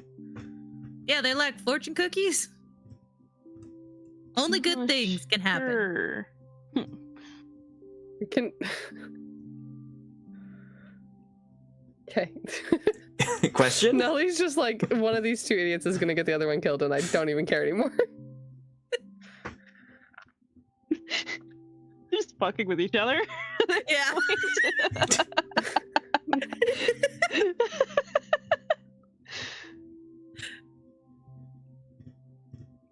Oh. Yeah, no, he's not gonna mess with him. Okay. I know. It's I so mean- boring. Well, not boring, just You're bored. I give my players super powerful items and then they don't use them. Like the legendary He's not items gonna use it and right whatnot. now. I didn't say never. That's true. The Home of Well- the Broken Dragon is literally just me forgetting it exists, though. That's genuinely my bad. I'm sorry. I mean, the person that had the cards, like, some bad things happened with those cards. Does Soch Wasn't know great. though? No. I mean, did Loki ever pull cards when Soch was around? I think it was only when he pulled those 3 cards or 2 cards with when Aja was the character.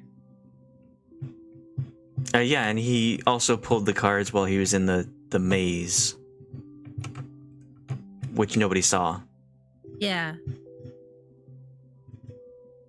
Oh, did he really? Yep. Well, he pulled that cards did he- one. He pulled the one that was like you can reset any event that happened to you in the past, Oh. and then he chose like I don't remember. Oh, he had... Was it? It wasn't the Oh, it was because he had pulled the death card. Remember? Oh right, He he pulled pulled that avatar of death, and so he used that reset to change that. That's what I mean, dude. Like, you can't fuck around with things like that, because like then he went and died. Like, He didn't die. Milo did. Oh, I mean, That's what I mean. It's like because they say you can use those cards as like fortune cards too. Like, you can use any card as fortune cards. That's what Yeah, fortunes I don't are. know. I'm just saying. I mean, Avatar it's of not like Death we can Goddess. reset that. So No, it was already reset. Anyways, bad things happened when he had done that, but he had pulled 5 cards then? 2 and 3? I think he pulled 5 cards total. Yeah. Yeah. But the cards get shuffled back into the deck unless they're the fool or the idiot. So you can constantly just keep pulling cards. That's You can crazy. just constantly pull death, death, death, death. Well, Death. Death. it depends on how you pull them. Right.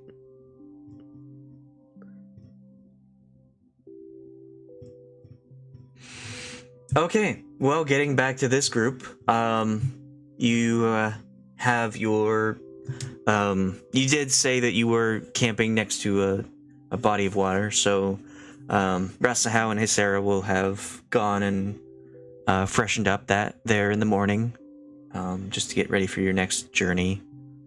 And is there anything else you'd like to do before you take off again? Is there any mud? Yeah, there's like mud Is and there clay. any crabs? Roll. Sorry, not roll. Odds or evens. Let's go with evens.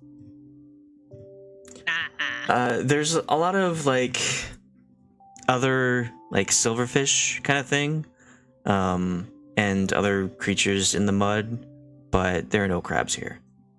Dang it. Soch is gonna kind of roll around in the mud, Cool. covering it all over his scales and everything, and then he's gonna get into the water for 15 minutes, just underwater. Trying to catch anything that's bigger than a silverfish, but comes up with nothing. Tahpa or Nellie, you want to do anything before you take off? No, but I should have. Yeah, Tahpa's just gonna soak.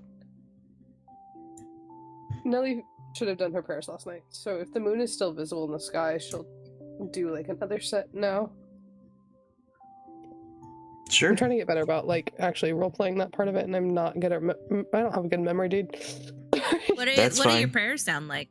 They're very quiet, and she doesn't actually like say them out loud or anything like that. It's more of like a like it's her pipe is her like focal point, so she'll like step outside and like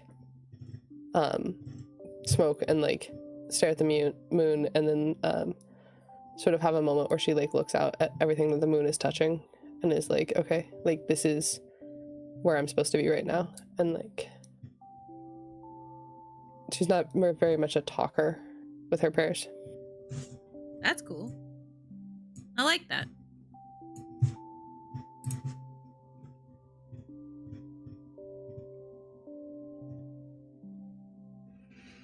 All right. Well,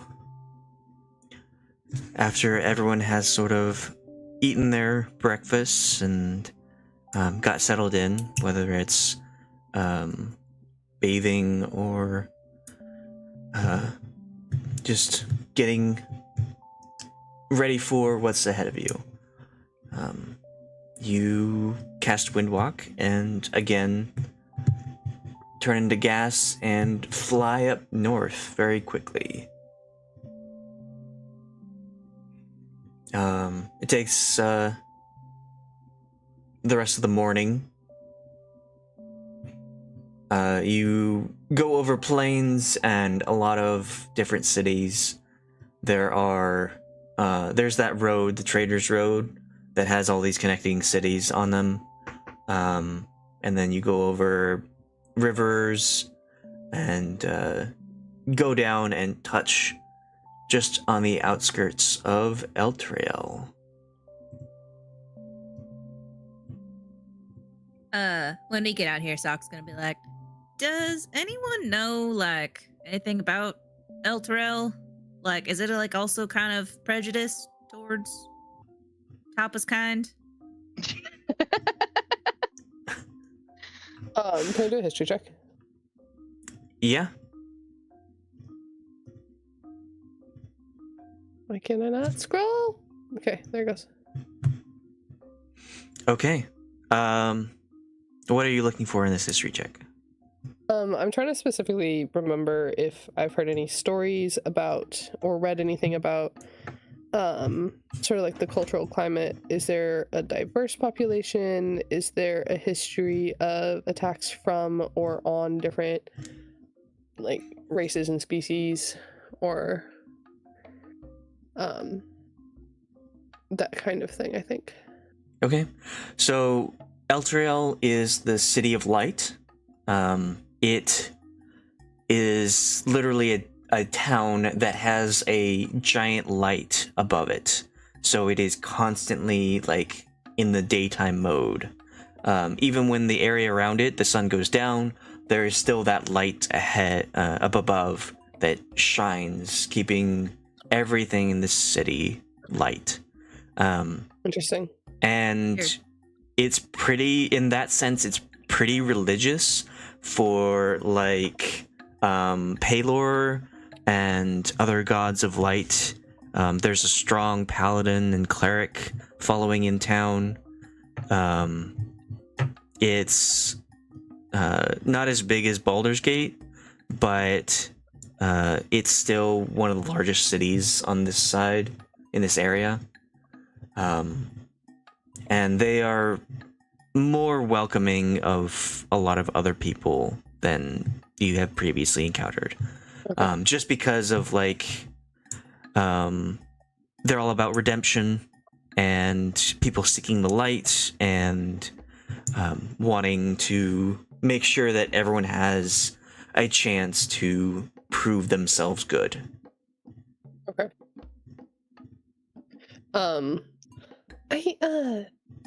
I think it's gonna be at least more diverse. So, there's a lot of emphasis on like anybody could be good.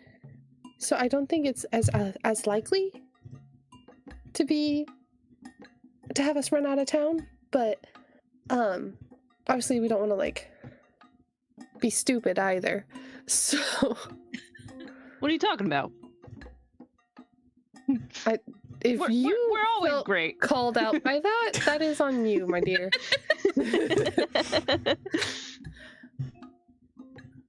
So I guess more I want to know is if we're still disguising, and how big a disguise we gotta do. I think maybe the hoods and cloaks might be enough if you feel uncomfortable. I would maybe say we probably don't need like a lot of disguise, but until we've passed at least one set of guards without drawing attention, I would like us to keep our guard up just a little bit, just because like we did do something very big in the last big city, and I would like to not have that follow us. Well, How I don't fast think do you we're gonna. think, it'll travel. Like I don't the know how news? far his influence goes. Was he in the book? Did he take Elturel? No, I don't think so, but maybe a neighboring town. No, it might be a good place for us to find out. If I can't find the book. I did not open that previously. 1 second. Like when it had all the dates and the places he took over. Yeah. I guess I'll polymorph. I don't think... Myself. I think we're actually probably mostly fine. And I had to use 2 windwalks to get to here, right? I don't think you need to polymorph unless you feel unsafe. Well, we did talk about like changing, so I'll just change a little bit. Okay. And Soch's gonna change into a Yuan-Ti, which is more humanoid looking, but more like still kind of reptile eyes, and he's got that kind of reptile shape, but it's like his snout has kind of come a little close to his head, so it still looks a little more human. It looks like Voldemort, kind of. So polymorph works with beasts. you can't turn into humanoid creatures. What did I use last time then? Disguise self? Oh, then I'll do that. Okay.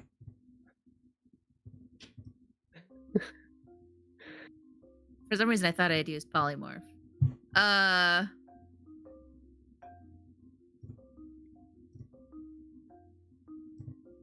Disguise self was... There it is. 1. Yeah, disguise self. So that's what I'll do. Disguise self into a Yuan-Ti. Still a little more human looking. I have pale white skin.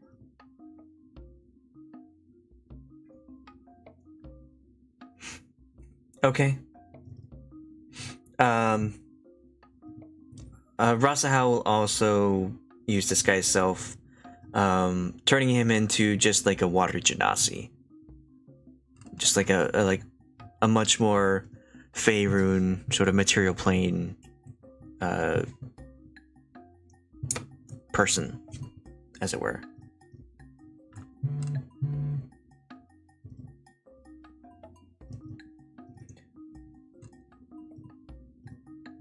Just so he's not this massive giant walking around a town full of paladins and clerics. Yeah. Okay, so you touch down outside. I would assume it's kind of far from the road, so you don't just like attract attention right away. And you cast your spells, changing yourselves into different looking people. And you enter the town of Elturel. It is one of the larger cities. It's a lot like Kalimport, where it's just incredibly bustling with people as soon as you get inside. Coming in and out of those front gates to the eastern side, there was a lot of wagons. People coming in to trade, travelers, and all sorts of people coming in. And you also notice that, like Kalimport, there's a much more diverse group of people. There's like all sorts of tieflings and like half-orcs, humans, elves, dwarves. There's also like bugbear and a little bit more of the monstrous races. And it feels a lot more like accepting. That said, you are still getting looks from people. You don't have guards following you, but you are getting like some looks from people. Like Nellie and Soch, again, you notice people are kind of like looking, and then when you look at them, they kind of like act like they're looking somewhere else. What the hell is going on? Is there a kick me sign or something? Like, what? Huh? What are you guys talking about? Everybody's looking at us still. Oh, I'm good. like, it's clearly because of you, Tahpa. What, you think it's because of me? I haven't Why done can't you anything yet. Change yourself. Well, how do you suppose I changed myself? I fucking shit.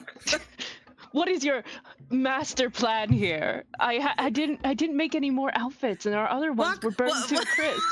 What if you just like walk on all fours, and we get I'll tie a rope around you. And... I will not be doing that. Okay, all right. I don't know, but Excuse me. Does anybody else have a better plan than me pretending to be this man's pet? I think we just keep going for now. Keep our eyes peeled. Yes, so, we are looking for Mr. DeLove. Do you have any ideas of where he might have gone? Was he like associated with any churches or any temples or? Well, I'm sure that if we find some of the local orphanages, maybe they have some sort of memory or record of him delivering, or maybe he's still there. He was very compassionate when it came to children. What's an orphanage? So, when people who are too young, or children, to take care of themselves, and they don't have anyone in the area to take care of them, they are sometimes sent to a home where they can be taken care of as a group of young people, children. So these people are too young to work for the currency they get to eat, to exchange for food. They also have a education system where, for a little bit, it's not as much as like higher paid education systems, but they are able to learn enough to get them out in the world. So when they become a certain age, they are able to get into society and contribute back to it.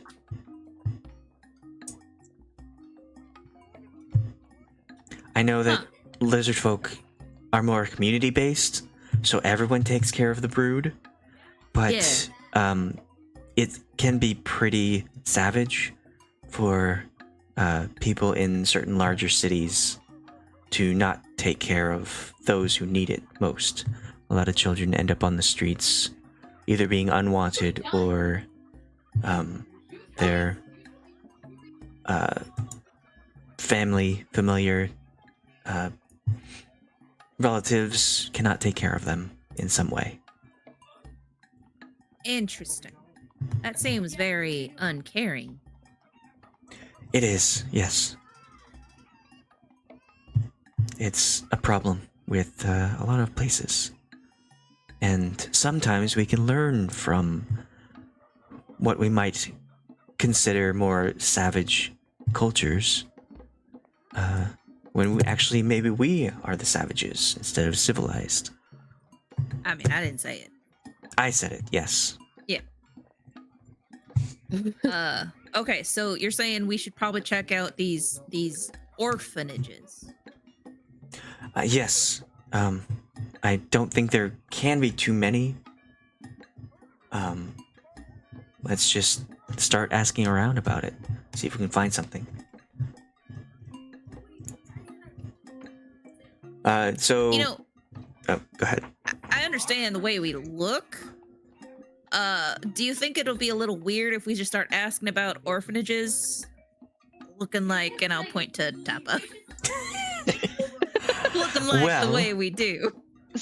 What is wrong with me? I have had no problems in any of the other towns I've been in until I met you guys. Maybe that's the problem. You don't look weird enough. Why don't you, actually, I will go out and ask, because I do see tieflings around. So why don't I go out and ask about, where we might find an orphanage, and why don't you go to one of the taverns? Maybe you can ask about goings-on in Elturel. Oh my god, we get to do it? We get to ask about... Oh, I hear about this all the time. Yeah, let's do that. Well, you seem excited. Yeah. And... Why? Why? You ask why? We get to, like, be the adventurers, the newbies in an area, and go to a tavern and be like, tell me, fellow barkeep, what news do you have of your area? Well, it sounds like it's going to be very exciting for you. It is. People come to Schult all the time, and they do that. I'll let you do the Oh, right. They show up, they start asking, like, everyone. He says that. It's like, are you sure about that? Okay. They ask for tour guides. They ask for hunter guides. They ask like, what's the religion? They ask all kinds of things. So we get to do that. That's so exciting. Okay. So you, Rassaahao in his Genasi form, and Hyscera will go off in direction. And how about we have sending stones. We don't need to make any plans. Soch, I'll talk to you as soon as we find something. And the two of them will head off looking for anyone with information. And the rest of you, the four of you, are able to go be adventurers together. What would you like to do? All right. I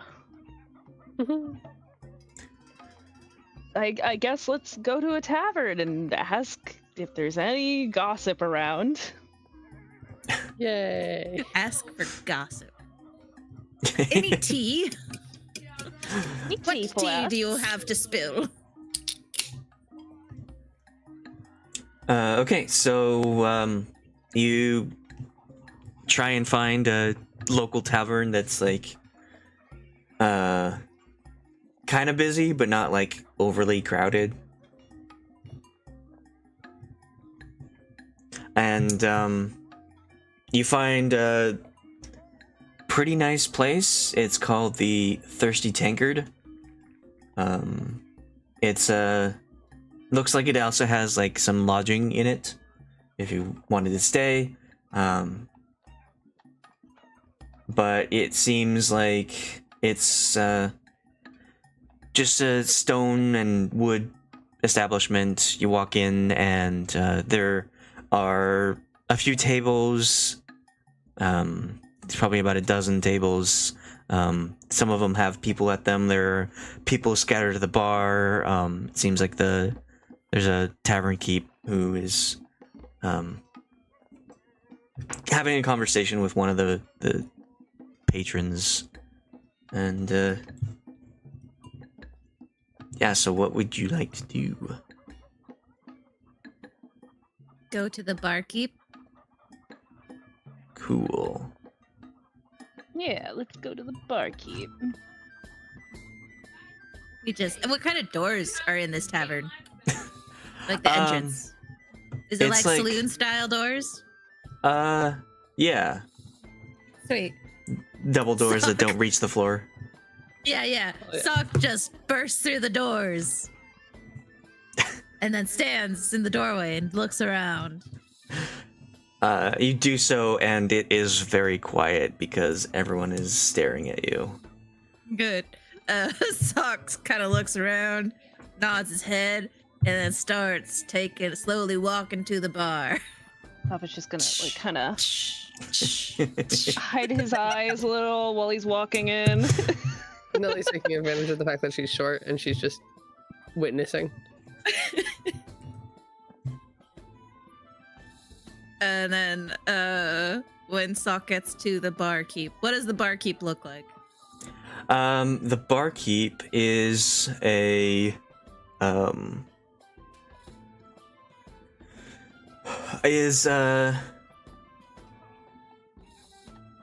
looks like a dwarf. They have a full beard. It goes down past their neck and chest. Despite being dwarfish, they seem to be at a height, like eye level, so people sitting can kind of like talk without having to look over. And they're pretty like stout, and as they eye you walking up, they kind of like take a big sigh and walk over to you.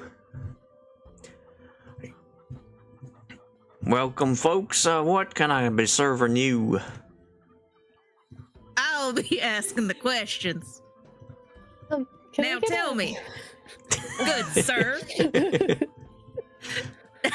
Soch will, he realizes he doesn't have a hat, so he just kind of pulls the hood down and then pulls it back up and says, do you have any, tales of local gossip that we could partake in? Gossip? What do you mean? You're not here to eat or drink? No, we want I'd like a cider.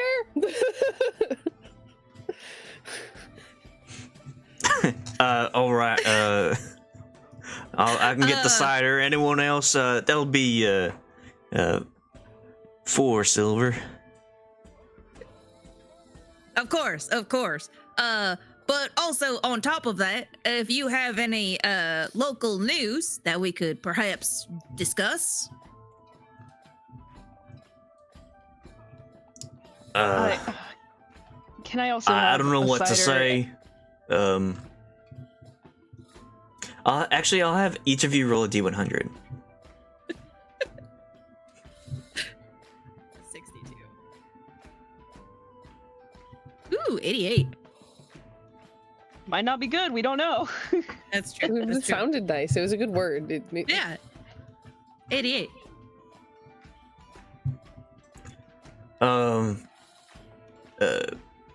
So, stuff in town. Are you like looking to be hired by someone? Are you looking to cause trouble? Like what's going on? Why no, good sir. Me and my fellow companions here are looking for news. Tahpa just gives up and starts drinking a cider.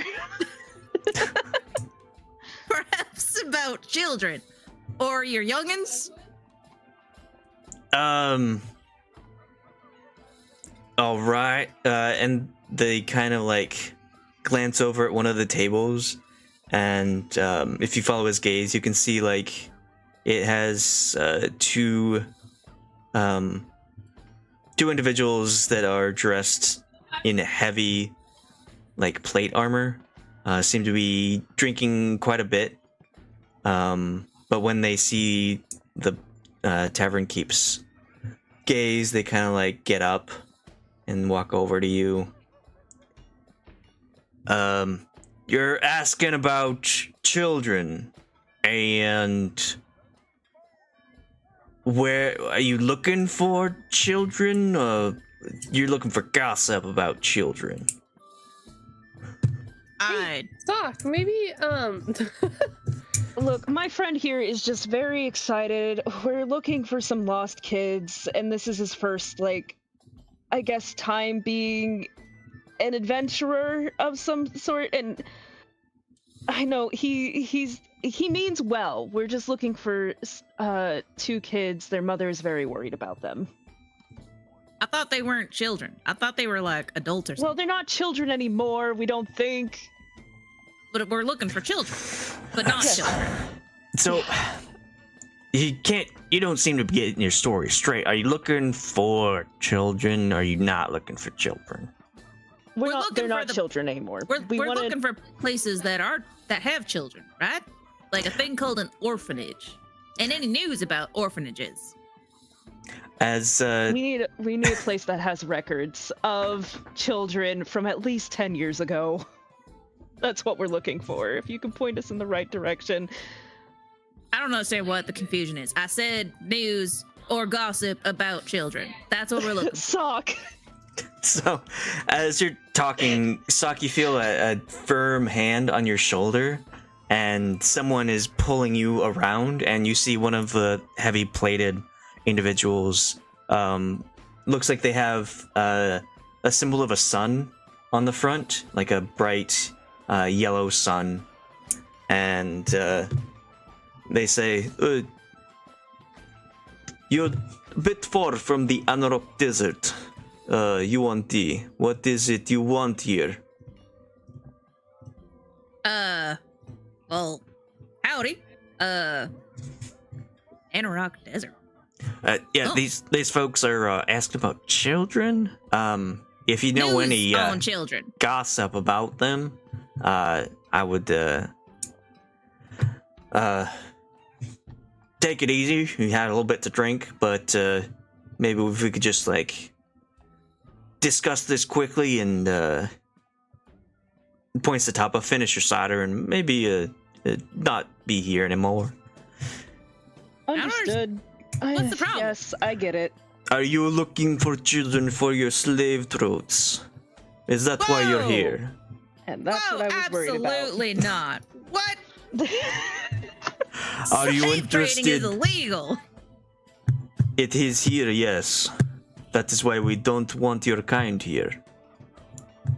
My kind. We're not looking for children. Yes, We're looking for you want adults the- that used to be children here. I ain't no goddamn auntie. You look like one. You look like a bitch. Okay, let's go. And Tom is like pulling Soch Call me- out of call the me establishment, a trying to pull him out of the filthy-blooded establishment. auntie. So, when you say that, the paladin is going to attempt to strike you. Yeah, that checks out. Sock. So- what is your Gosh. AC? My AC is 19. Okay. So he reels back and just like swings. In his drunken state, he seems to like just miss you by a long shot, and the other paladin behind him kind of like grabs him to like steady him and pull him back. Like, oh, hey, that's not what we want here right now. All right. And then the target keeps like, all right, everyone, no fighting in my establishment. You need to get out until I kick you out. All right? Yes, sir. Let's go. Wait, he's talking about us? We gotta. Yes, he's talking about us. Come on. Let's go. No lizard folk in Schult has ever traded any kind of adventurer this way in any kind of tavern establishment. This is barbaric. Yes, well, this is a different area. Ridiculous. Fine, we'll take our good old money elsewhere, where we can get better gossip. Where there's blackjack and hookers. And hookers. Blackjack and hookers.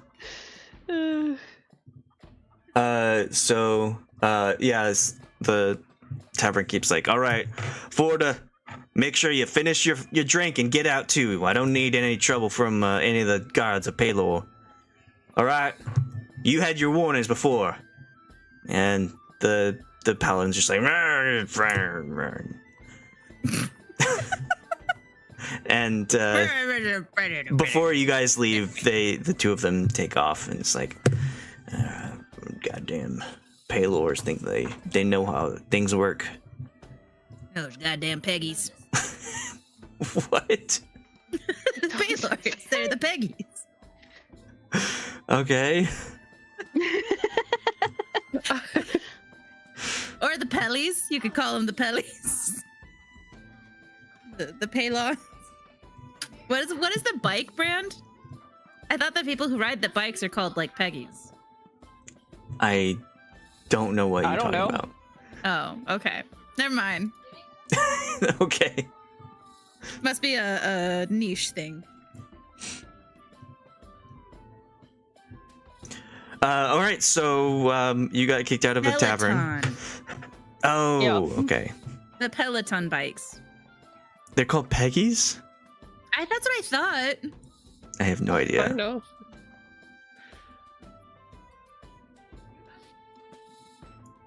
Let me look it up. All right, so Oh, they're just called Pelostoners. I suggest we okay.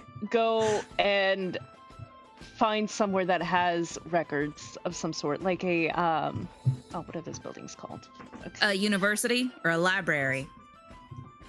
Well, a library might do. Yeah, we can do that.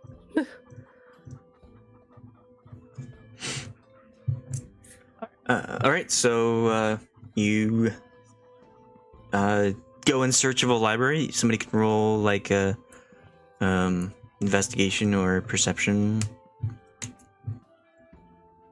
Soch is gonna drop his disguise because he's like, I'd rather be put in jail as a lizard folk than ever be called a Yuan-Ti again. Yeah, that's And he's in a very crummy mood. It's so funny that the one thing you chose was a Yuan-Ti in this area. Yeah. The fact that it's further north and closer to like Yuan-Ti issues, like Right. yeah. But it's like in Soch's mind, it's like, okay, we went to the place and they were like, they didn't like us because we didn't look human. So what's the most human thing I can think of? Because apparently my chef isn't good enough. So we went with the Yuan-Ti. And apparently that was not the right choice. Okay. So you drop the Yuan-Ti, and Soch, you notice, like, as you're all looking for this library or university, you stop getting those stares, like you did when you first entered.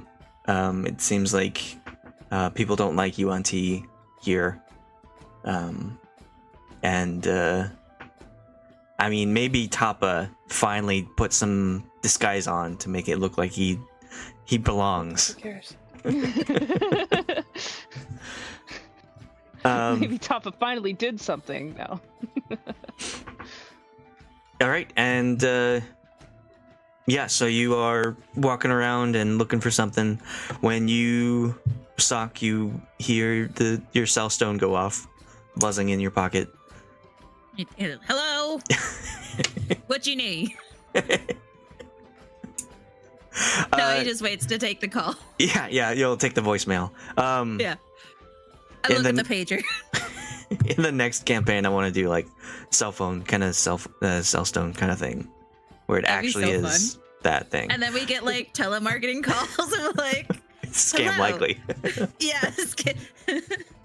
This is your Adventurers Insurance Union calling. Your dues are due. Your dues are due. Your wagon warranty is about to expire. No! Not my wagon! Yeah, that would be really fun. Anyways, what's the message? Okay, so you hear Hyscera talking about how I didn't write it out, but she says that she has a lead and gives you directions in town. Well, it seems that Hyscera's got a lead that we gotta follow, so scratch that on the library. We can always put a pin in it. That's good. We could use a lead.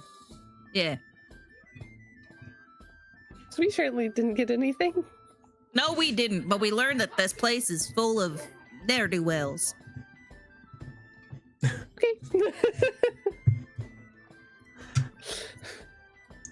Okay, so you follow the directions of Hyscera, and you're kind of going through the city, and it's pretty bustling, and you kind of move out of like the commercial districts.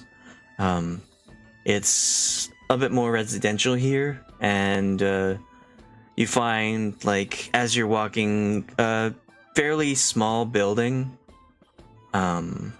with like, it looks kind of like it was a church at one point, but there have been a few renovations, and not the whole architecture doesn't match itself, so it looks kind of odd in a sense, but it's you find Hyscera on the outside, kind of waiting for you. She says, I didn't want to go in without anyone else. I'm kind of nervous about this. But I've been told that this is a lot of children who aren't from Elturel are sent here. Sarah, can I give you a hug? Okay. Is everything all right? You're gonna be okay. And I'm like patting her back, but like I'm reaching up, so it's like her lower back.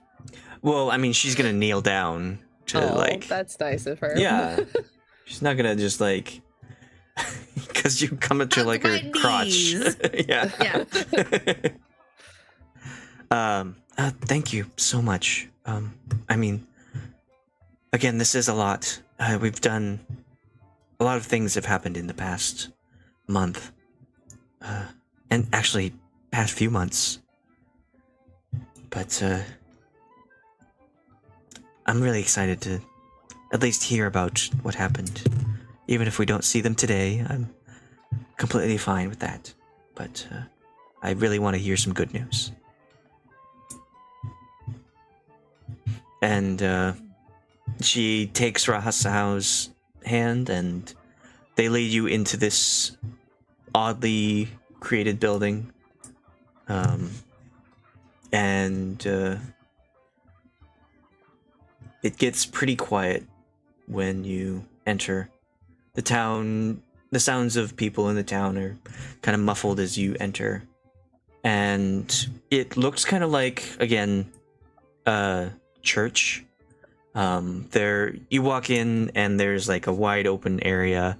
And there are these long desks on either side of this space. Kind of the image of pews comes to your mind. And you see this small person, what looks like a child, that is holding a large stack of books and sitting each one at a setting in front of a chair. And Hyscera will walk up and say, excuse me, little one. Do you know of who the caretaker of this place is? And this small person now turns to you, and you can see that they're actually an adult, just very small. And this person says, hi, yes, I am actually the caretaker. I know I don't look it, but I am the current caretaker of the orphanage. Is there something I can help you with? And Nellie's in the background like, yo. Well, this person's actually smaller than you, Nellie. Probably like the size of Whisk. Still, the fact that... I mean, from behind, it's different, but like... Okay. You know, okay. Whatever. I forgot it's from the behind. Sorry, my bad. But, yeah, so... Hyscera will be like, I am very glad I found you. I've heard that you accept children who aren't actually from the city of Elturel.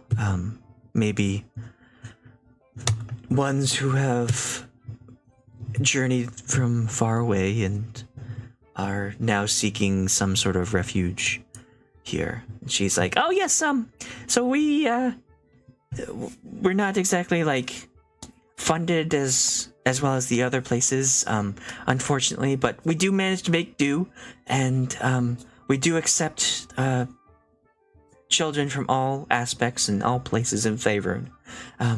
Of course, other places might have more. I'm just rambling at this point. So yes, that is what we do have. Is there?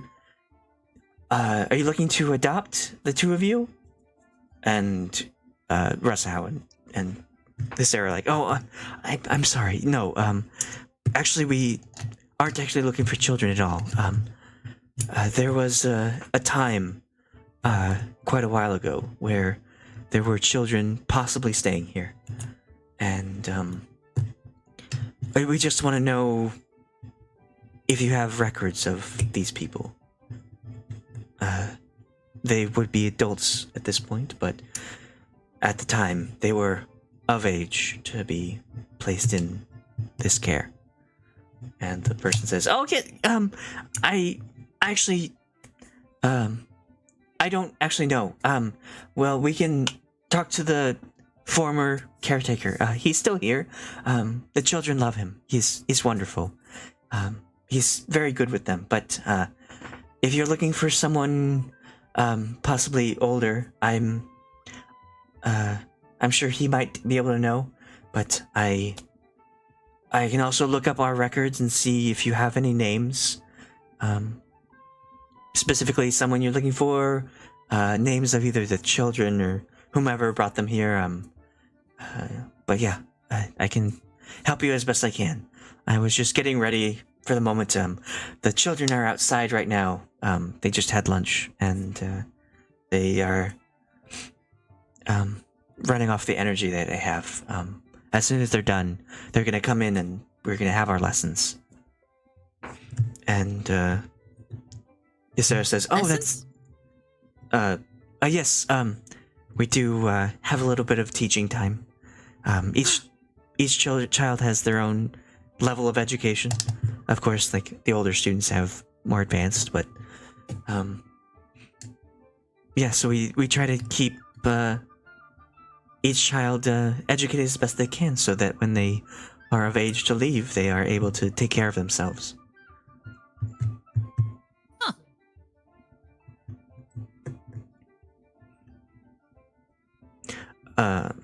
Hyscera says, "Oh, I'm sorry, I don't mean to interrupt your schedule. If you would let me know, so the person we are looking for,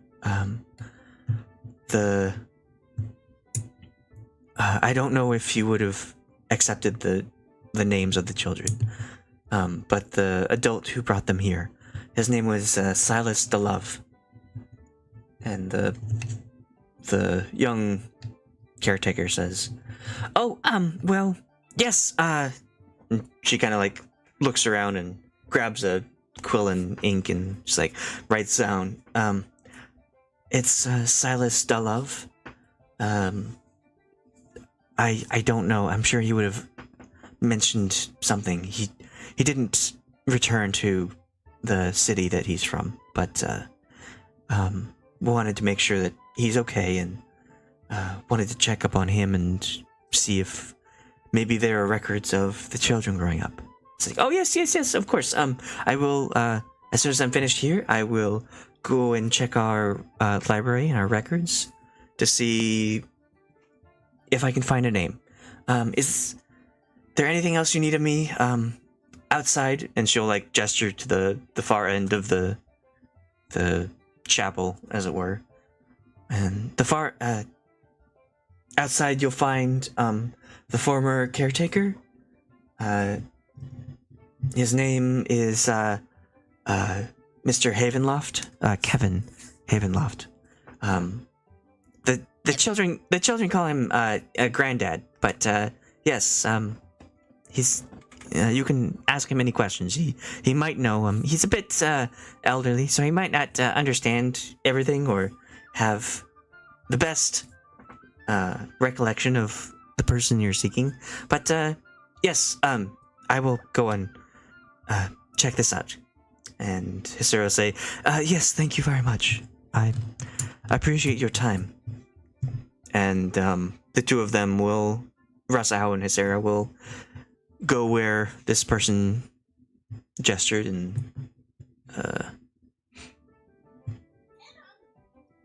go into the back if you wanted to follow, or if you have any questions for this person. They seem busy.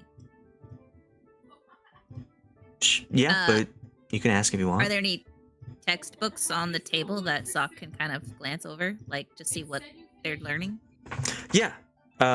So you check out the textbooks. There's like some very basic reading books that are set out, just like teaching how to read. But there's also like nature books, like how to survive kind of thing. Good. Soph's gonna be like to the lady. I don't remember her name, but he's gonna be She like, did not give a name. "Oh, what's your name, miss?" Okay, my name is Periwinkle. Periwinkle. Oh, pleasure to meet you. I so actually... you teach... Oh, sorry, go ahead. I actually, I grew up here. I was one of the orphans here. and I know the name's a bit weird, but they found me in like a purplish blanket, so they named me Periwinkle, and I grew up here, and I just couldn't find myself leaving here. It's home to me, and I help the children. I love it. Well, that's good. My name's Soch, so. Oh. Okay. Yeah. It's a family Nice name. to meet you, Soch. Pleasure. So you teach these children here. What is a teacher's salary like? Like, what do you get? You get food for that, or? Well, it's a bit difficult. The city doesn't fund us. If we were more of a local orphanage that accepted only people from this area, we'd get a little bit more funding from the town itself. But we get a lot of volunteers here.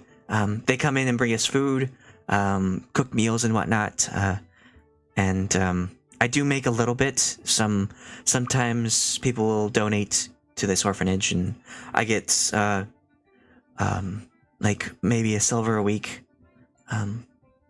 But it's enough. I mean, I live here, so the orphanage provides a bedding for me and Mr. Havenloft, and we have our food, and yeah. I'm not so much a teacher.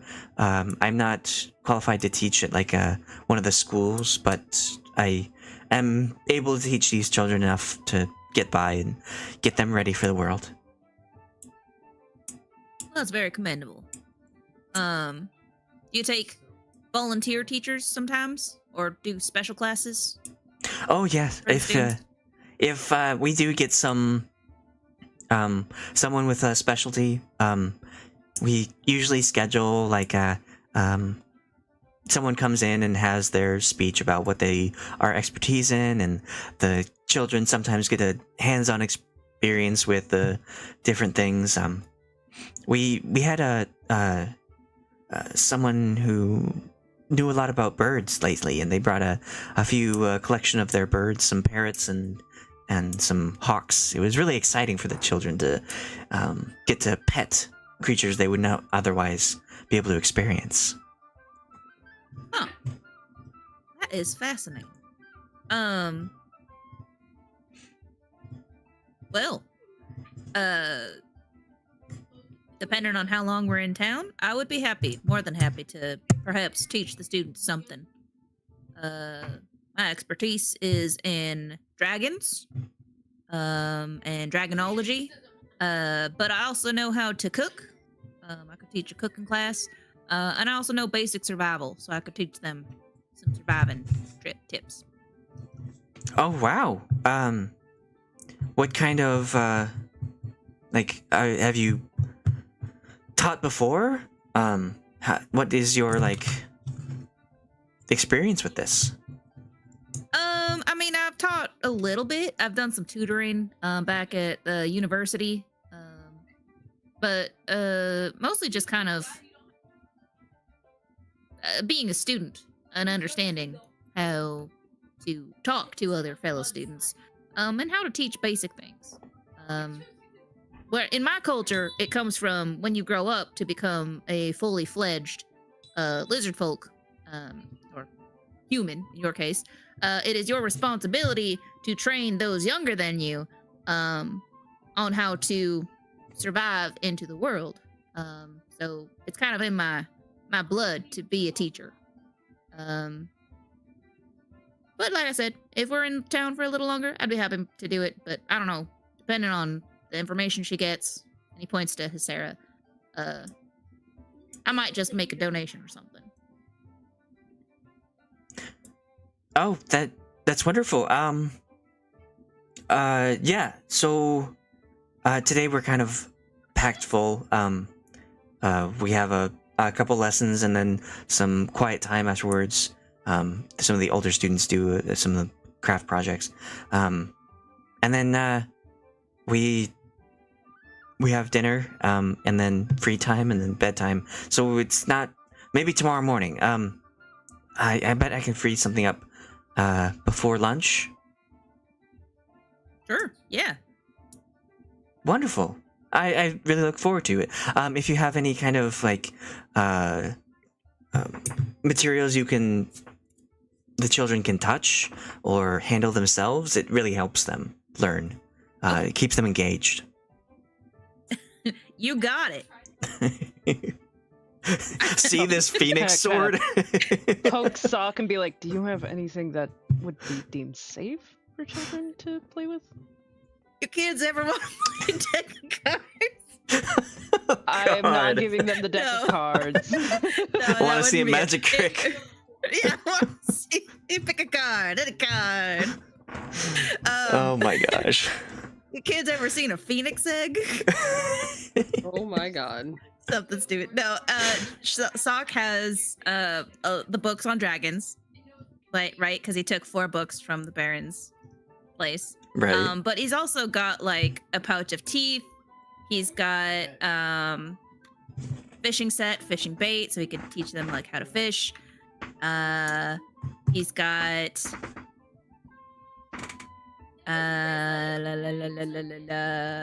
chalk and painting supplies as well, so he could kind of do an illustration, as it were.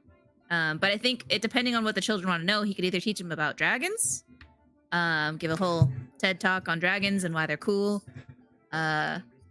or he could give a TED talk on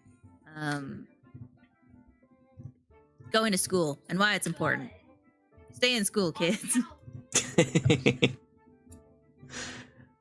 You learn about dragons. It's cool. Yeah. But no, yeah, Soch's got it covered. He's got a plan. Okay. All right. Well, in between sessions, are we to work on a plan, lesson plan? Oh, sure. You want me to put together a slideshow? Sure. Got it. It'll be like a little mini version, like what we do for that Jackbox game. Right. Nice. Yeah. Put Tahpa in charge of the slides. Yeah, Tahpa here. So here, I need you to cast this spell, and you're gonna hit this clicker. It'll go to the next image. By the way, I got a bunch of mission. What is next? I just hand you a bunch of sheets, and I was like, you need to hold these up, and then when I like touch you or when I do this hand signal, you need to go to the next page. All right. And just looking it over, like calculating in his head how much he could probably take out of the coin pouch for this. Take a fee. Remember when it was your assistant for that lecture? Yeah. He does tell you. He's just like, oh, by the way, I'm working on commission. What else do I have to do? Yeah, this thing. Okay.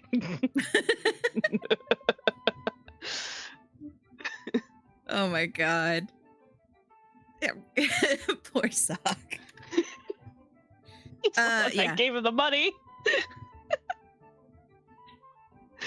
That's it. Soch's just gonna be like, all right, cool, great. And then is Hyscera still there? Did she head out to go find this Kevin? This Kevin dude. This Kevin. Kevin. I mean, she'll like wait for you as you're talking to Periwinkle. Okay, yeah, I'll finish the conversation. I'll be like, see you then. Click end of conversation. Yeah. I won't believe it. I got a gig. I did it. I got a job. Well, it's not really a job. It's more of a lecture, and I'm doing it for free. I'm actually paying them to do it. Okay, so you Periwinkle goes back to putting the books on the desks, and you head out following Hyscera and Rassaahao to the back, and it opens up pretty quick into like a small yard between like a bunch of buildings, And back here you can see all sorts of like different children running around. There's a Genasi boy, like teenager. He's got some makeshift armor, like pan lids and a pot on his head, and like what looks like a heavy stick that he's smacking against a tree. You see children roughly like 5 to 8 years old, kind of like running around the back playing with some ball, like kind of like football, soccer, but okay. no real rules, it seems. And then you see a man in what looks like a wheelchair. He seems like he's got a big blanket on him despite it being middle of summer.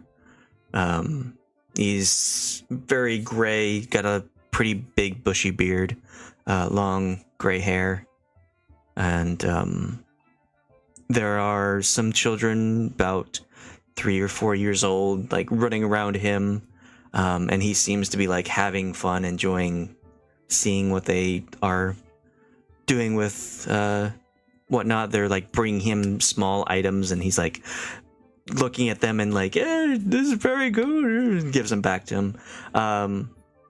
You see also like amongst these like younger children, there is an animal that seems to be like engaging in the same sort of activity. It looks like there's a raccoon that is like doing the same thing as the children, like picking up some object and giving it to Mr. Havenloft. And then he does so cute. He does the same thing with the children. He's like, "Oh yeah, it's very, very cool," or gives it back to the raccoon. How much for that raccoon? I'll adopt him. He's so cute. That's Althea doing that. But that's fine. But yeah, so this is like, it's kind of mostly dirt. There are some patches of grass. It doesn't seem like it's super well kept. And it's more packed dirt because of all the footfalls that have been going around here. So yeah, you're able to do what you like.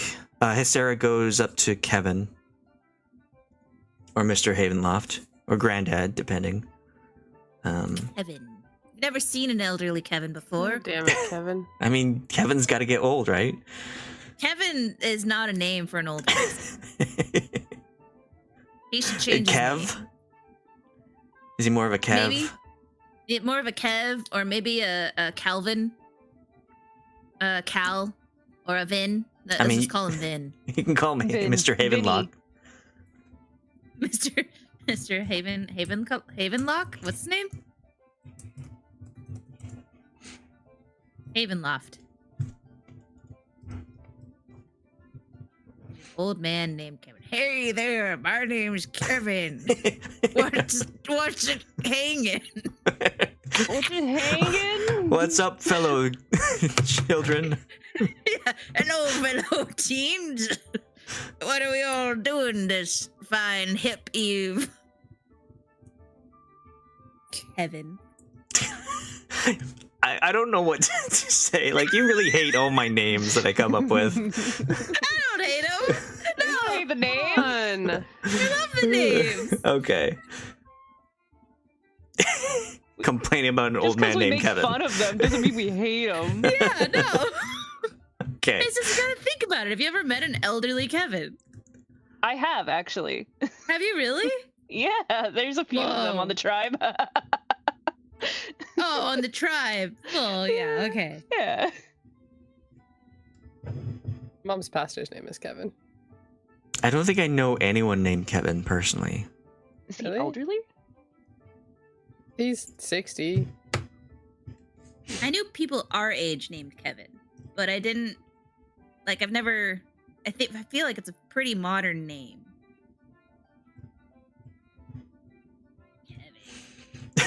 Kevin. Ugh. Kevin.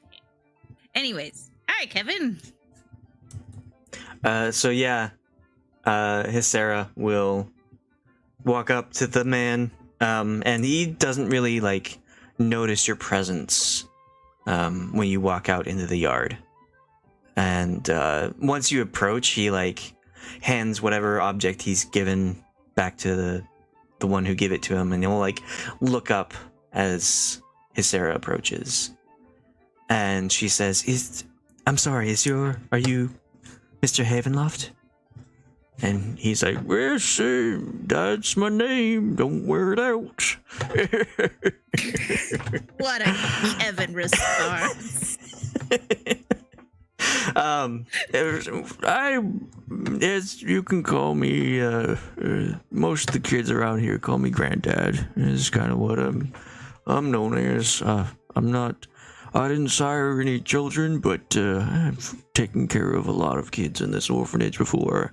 It's just what to do. So who might you be? What can I do for you? And Hyscera says, the current caretaker, Periwinkle, said that you have been here for quite some time. Yes, it's been, so long. It's been 1 week since you looked at me. Kevin, no! And she says,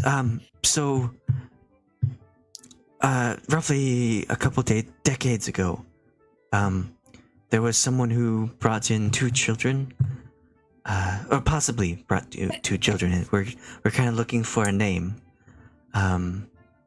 Does Silas the Love sound familiar to you? And he kind of like leans back in his wheelchair and says, Silas, yes, actually, yes. Man, that was 20 or so years ago. Does he have a flashback? 1,000-yard stare. Yeah, he's just like, I remember. You're like, hey, the rest of us can't see the flashback. Hey. hey, look at me. Yeah, the rest of us are just kind of like looking at each other. It's like, is he okay? I haven't heard from Silas in a long time. But if you're such a sweet young man, he's from far off, had couple of kids with him, I believe, yes. Don't really remember their names, but if you want to talk to Silas, I believe he's it's at the far eastern church. I don't remember the name, sorry. But if you kind of like points, if you go to Town Square and follow the road east, just before you reach the edge of Elturel, that's where I last know he is. Last known, yes. I'm sorry I can't be more help. It's been a very long time.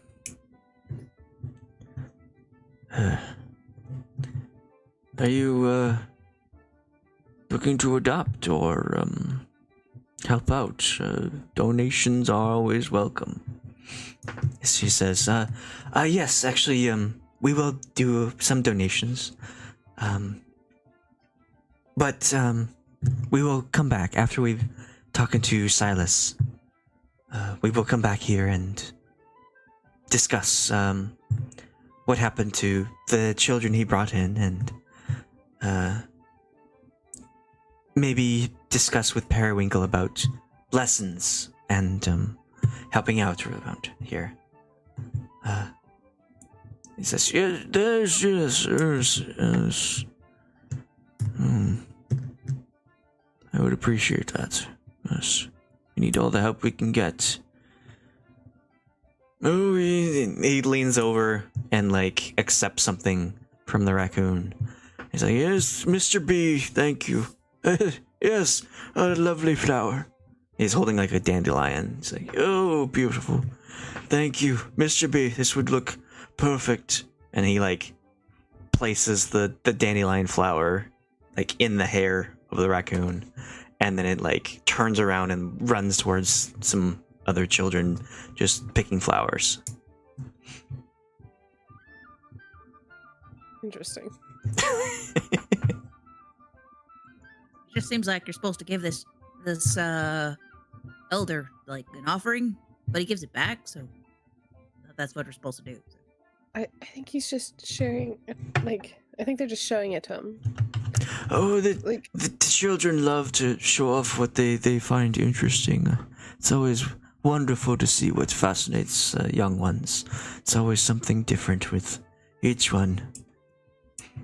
Is that one, the furry one, is that one also children? Oh no, that's Mr. B. The children found him one morning. It seems like actually sort of the children found him one morning, and it was just a young one at the time, possibly stranded from its mother. But the children loved him and treated him like one of them. We nursed it. Of course, raccoons aren't like, they don't learn as fast as more sentient creatures, but it's sort of a pet amongst the children. They call him Mr. Bumblebutt because of the stripes on his behind. But Mr. B is a bit shortened and easier to say. All right, I was wondering, but raccoon. I'll take my teeth back.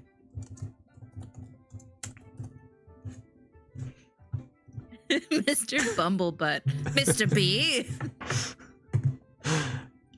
I can't wait to see Mr. B all grown up in a little suit doing taxes. Being a good, proper citizen. I'm sorry, Karen, but we have to default. What? What do you mean, Mr. B? What do you mean? What do you mean? You haven't been keeping up with your payments. But Mr. B. It's all I have. I think I can pull some strings, but I'll do what I can. Please, Mr. B, please. Thank you, Mr. Bumblebutt. Thank you. Thank you. Bumblebutt and Law. Yeah. God damn it, we got a new character. We got a new NPC. I love him. Mr. B. Yeah, so if there's any other questions, otherwise Hyscera will go out and try and look for this church where Silas is. Let's go to another church. Yay! Sorry, your children are in a different church.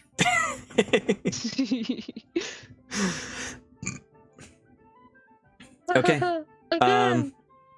So you head out and following Kevin's instructions. Oh my gosh. Hey, Kevin has spoken. You go to town square and take the road east. Is that and Kevin? Yes, that's Kevin. Oh my god! Yeah, that's a Kevin. That's a Kevin. That guy's named Kevin. For sure. Oh my God. Got it. It all makes sense now. He looks like a Kevin. Fair enough. Yeah, I was picturing a very old man, but it's like, okay, it's like Old, as in like 40s or maybe early 50s. And he's grandfather. He's granddad. Okay. Yeah, he's called Granddad. All right. Okay. Later, Gramps. That is granddad, but yeah, I'll take it. Later, Big K. What's the 64? Are you attacking someone? Who? Nellie? Nellie. I didn't click that. Okay. Oh. Thanks, Roll20. A64. I was trying to move things on my screen. Lightning on Mr. Kevin.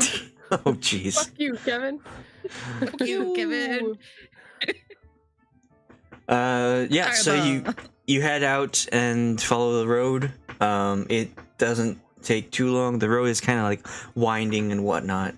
But eventually you do find, like, just right before the outskirts of the town of Elturel, you do manage to find a temple.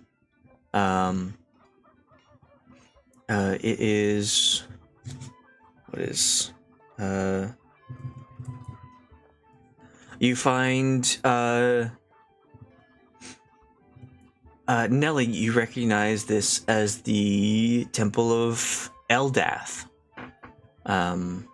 a goddess of peace. And you recognize it because of the symbol of a waterfall and an oasis kind of thing. And you go inside, and there actually isn't a whole lot of people in here.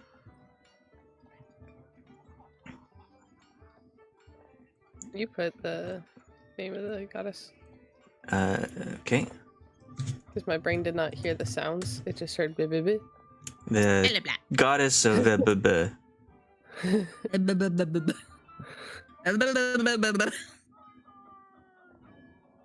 That would be a really funny god name. And like every priest is like, welcome to the temple of blah, blah, blah, blah, blah. They bring their finger up to rub their lips. Please do not take blah, blah, blah, blah, blah's name in Rafay.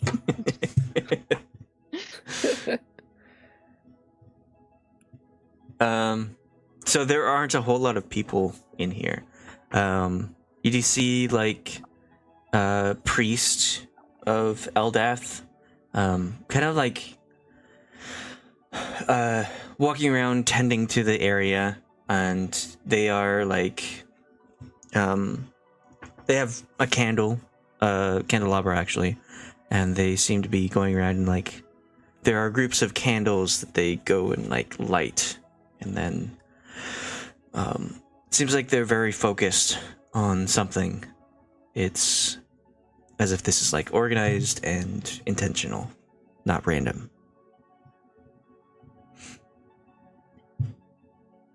Cool. Do I recognize any of it, perchance? What do you mean recognize? Like, can I identify what type of ritual they're doing or anything like that? Or if it's just, hey, look, they're doing a ritual or something? Yeah. Roll religion. Okay.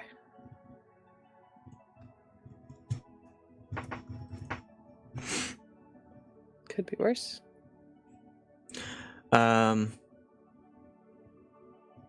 So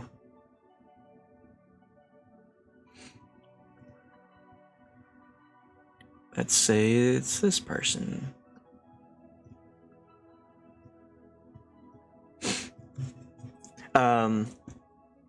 You can tell that this is sort of a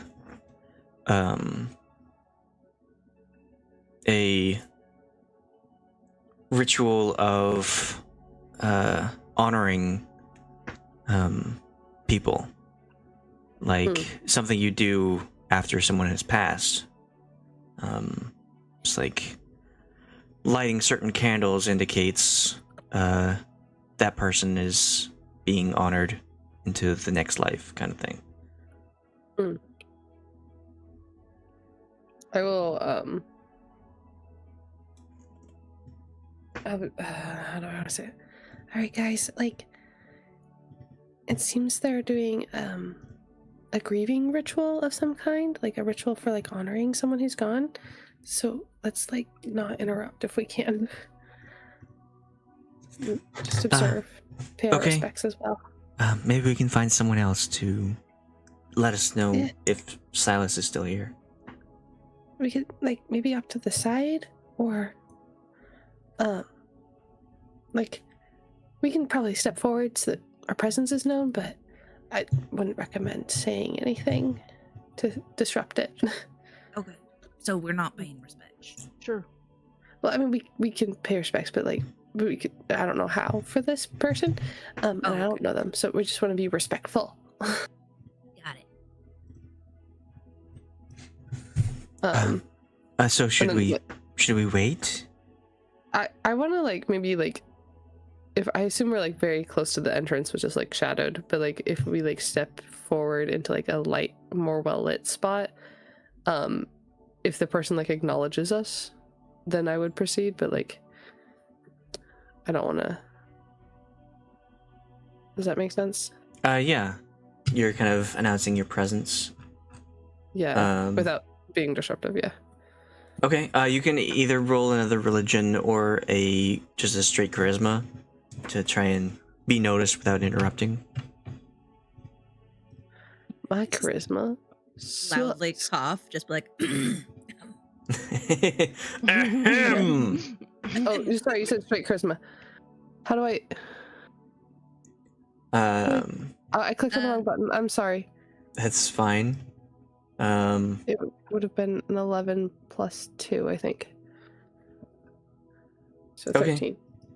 Okay. So you are a very quiet person, and you're also fairly small. So like you kind of walk up and try and make your presence known. But it seems like this person doesn't notice you, or at least not enough to walk up and talk to you.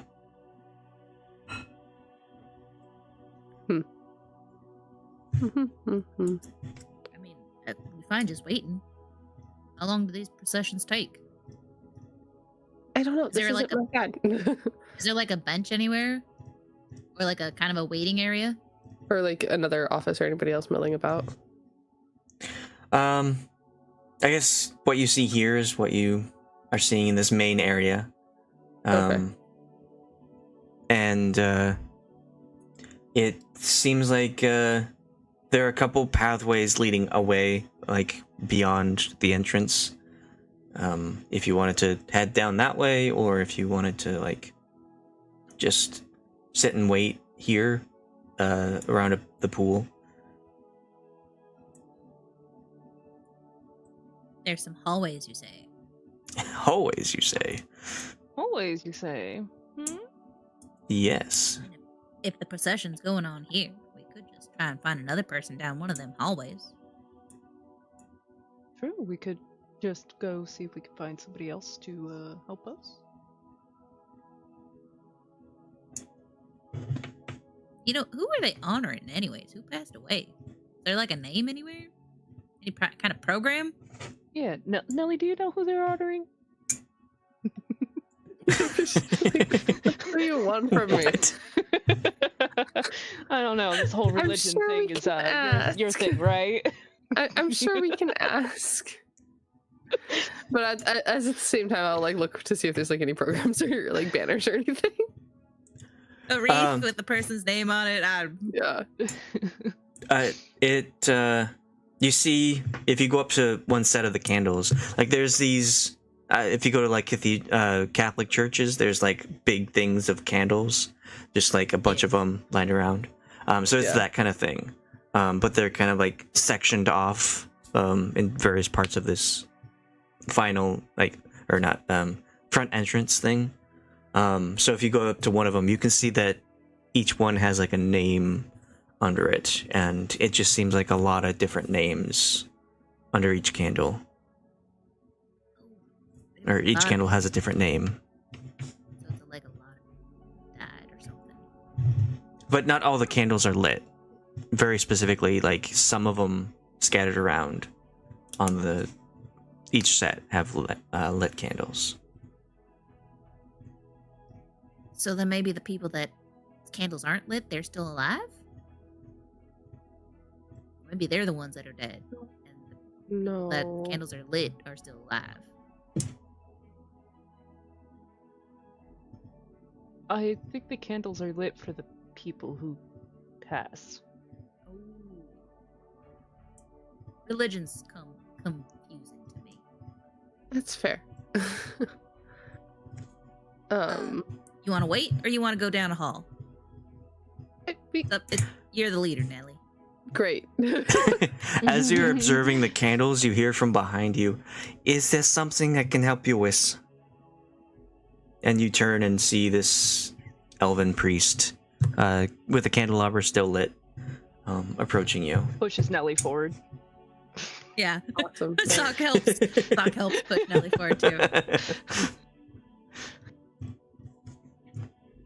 Right.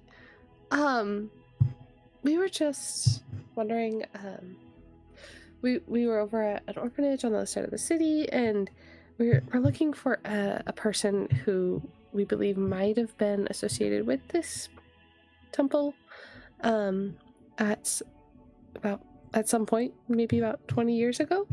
Is that something that you might be able to help us with? He's a old friend of the family for one of our friends here.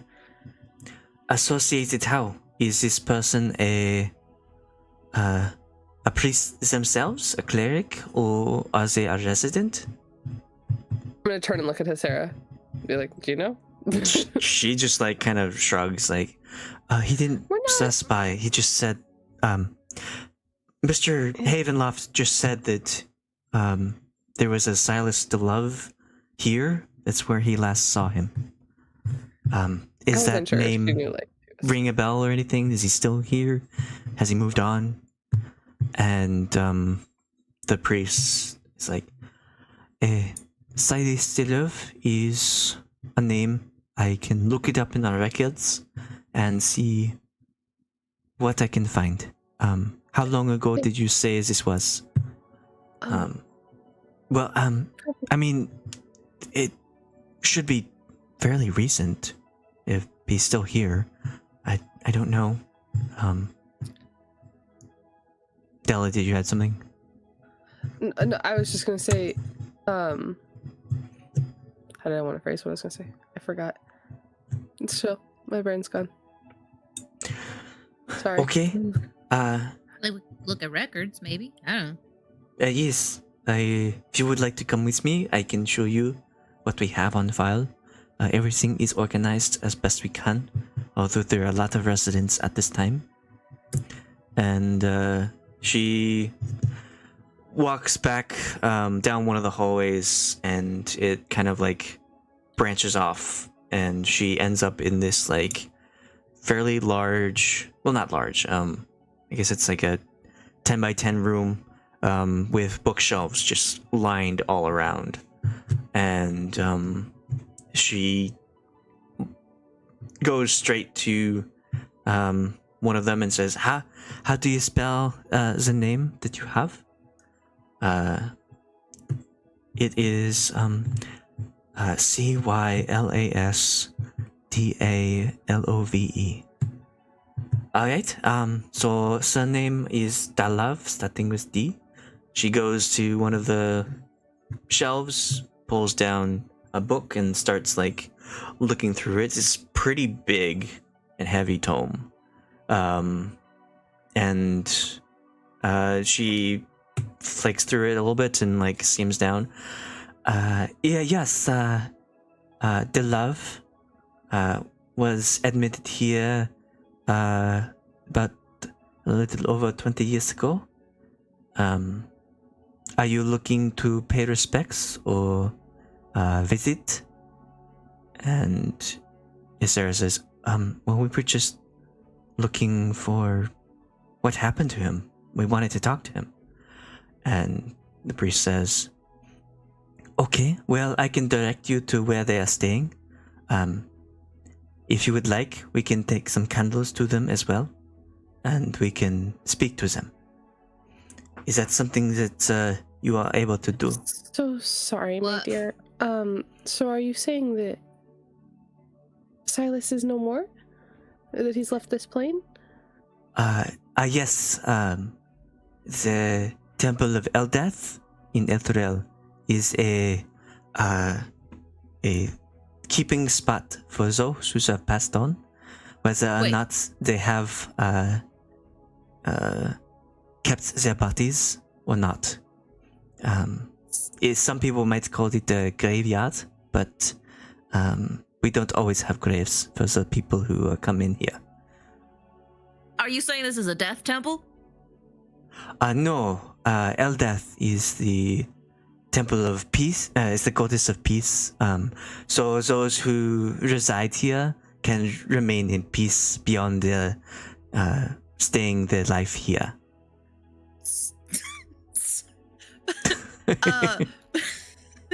So it sounds like that's a yes. I would go outside. You guys got this. It is No, understandable. I don't go into death temples. I don't go into. It's a temple of thought you were peace. You Fine. should put a sign up. I thought you were fine with death. No, not temples. Not temples about it. Mm-mm. Okay. It's Okay. okay. Soch has had a lot of recent traumatic experiences. We both have with certain temples, but it's okay, Soch. Rassaahao, if you can, I'm gonna look for That boy gets Silas. stranger and stranger to me every day. Soch does have a little bit of PTSD with it. Oh yeah, And as soon as she's just like, oh no, yeah, this is where the dead stay, like a graveyard, he's just like, what? if we were playing Call of Cthulhu, I'd have you roll a sanity to see how you feel. Right. Yeah. It's like, Um, I'm not messing with that. I but will Russ, say, here, I'll roll a constitution to see if he like thinks he can handle it. That's a 14. Usually the threshold is a 10, right? So he's just like, harder okay. stuff is 15, 12 to 15. 12 to 15. Yeah. How traumatized would he be? How long was he in the death temple? It was like 5 years or something like that. 5 years? I don't think so. I thought it was like because you like. I don't know, but it's totally up to you. I didn't really have anything specific. Yeah. Soch is gonna be like, as long as we don't go too far from the entrance, frankly. Well, we would have to go to the place where the residents are staying. I'll just stay up here, guys. I'll stay up here. You guys go have fun. Go do that. That is totally understandable. A lot of people have issues with what happens here. If you would like to continue, we can go and speak to Mr. Delove. But otherwise, you are welcome to stay in the main part of the temple. I had just finished the honoring of those who have passed on this day. Yeah. That's yep. Mm-hmm. Yeah, I'll stay here. You guys, you go have fun. I'll be right here, Oh, sure? close to the You- entrance. Okay. it is fine. I can stay with you, Soch. I understand that not everyone can feel too happy about it. A lot has happened. You ever been trapped in a place for a very long time in a shape that you didn't want to be? Oh my god, you're asking Rassaahao this. Yeah. In a shape. We It's should like talk about this. Let's it's trauma bond, my guy. But yes, I believe I have done that for the past 2 decades. So sure, let's go and talk about it. You could tell me all about what you experienced. Well, it all started. So anyone else can follow Soch and Rassaahao if you want, or you can follow Hyscera Let's into go with the. Hyscera. Okay, Yeah, I'll go with Hyscera. Whisk will probably follow So the priestess will leave and like take the candles out, and the hallway continues on, and she opens a door that leads to the back, and it's a pretty expansive like graveyard. It's got a few like in the ground graves, but a lot of it is like mausoleums or crypts. And the priest says, it is common for people to bring here when the people do not have bodies left. So we are specializing in not always people who have gone and passed on are residents here, but we do honor the spirits. So if the spirits want to come here and rest in peace under the goddess Edath, we are able to provide that service to them. But unfortunately, the person you seek was not found with a body, and so we will be entering one of the mausoleums. And it is a bit dark and cramped. Some people cannot handle it. I just wanted to let you know, since one of your friends had some sort of reaction to that. I'm all right. I did not know about my friend's reaction. I would have warned him. Yes, so he spent a lot of time in a very dark underground area relating to a god of death. And so this, I had no idea. It's probably different, but everyone reacts to trauma different ways. I had no idea that where we were going to find Silas would be this, as it were. And so the priest leads you outside. It's like getting closer to sunset, but it's still light out. She keeps her candles as she walks along, and then like presses a hand up against one of the heavy stone doors, and it just kind of like opens on its own, like some sort of magic touch. And you can see inside. It's very dark and kind of dusty and kind of imposing, but someone who deals with this kind of thing a lot wouldn't have any kind of reaction. But the priest leads you in and goes down quite a ways. You can see you're going down a corridor, and on either side there are a lot of these nameplates with like descriptions of people on them. And as she goes down and stops at a certain part, looking around all the nameplates, she presses a hand against one of them and says, this is Mr. DeLove. If you want, we can summon his spirit to talk to him. I provide that service for a minor cost, or I can leave you to speak to him yourself without my service. But I can give you some time, or we can talk. What is it you want to be doing? And Hyscera will kind of look at Nellie to see what her response is. I don't have anything that could talk to dead, so. Okay. I don't think. No, I don't.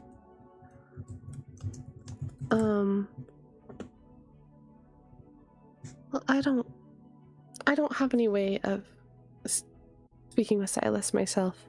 And Hyscera, I understand that we need some information from him, so I hate to disrupt his peace, his rest. but perhaps it would be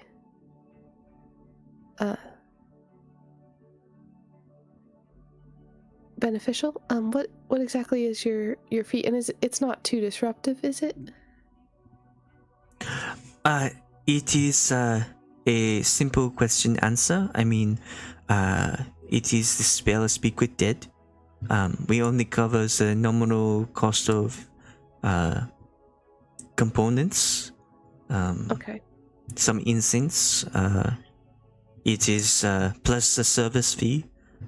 So it will come out to about 25 silver.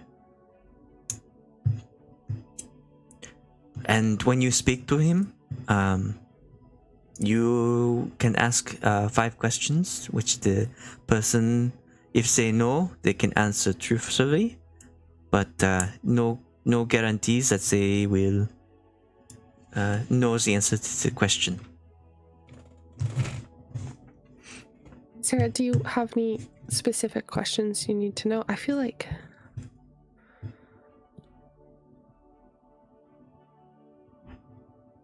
Well, I feel like it's cheating asking the NPC to come up with questions.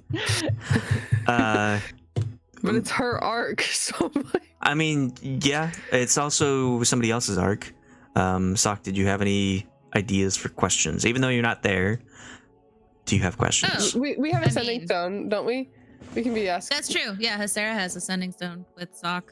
Okay, she'll ask Soch if there were any questions that she wanted to ask. Yeah, he'll send a few questions. He'll say, what happened to the twins? Or where were the twins last seen? I think would be a good question, right? That's what you're asking. Can you write down the questions? Yeah. So I remember them. Question, suggestions. Not that Soch knows, because Soch doesn't know. Okay, so Speak with Dead is ask 5 questions. It will answer brief, cryptic, or repetitive. What were the twins' names? The baby. It was Twins from Assam. The twins were from. Yeah, the twins in Assam. Okay. So when were the baby twins from Assam last seen?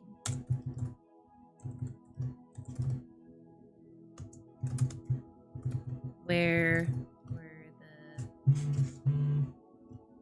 baby twins from Assam headed? Hyla and Dewdrop. I mean, there was no body, so always a good question is, how did you die? And the rest of you can also have suggestions for questions. Mm-hmm.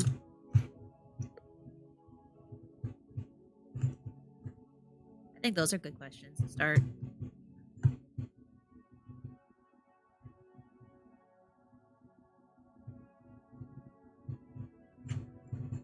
I think having like the option for the possibility for like a follow-up question after like leaving space for that is fine too. You get 5. So that's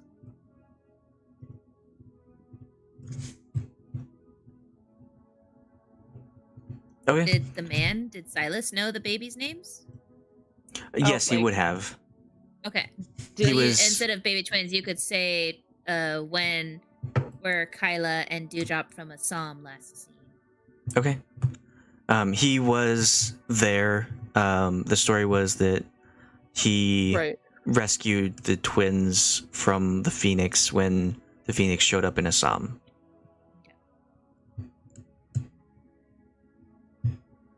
And we're almost done. We're just gonna do this question thing and then Oh yeah. get back to it.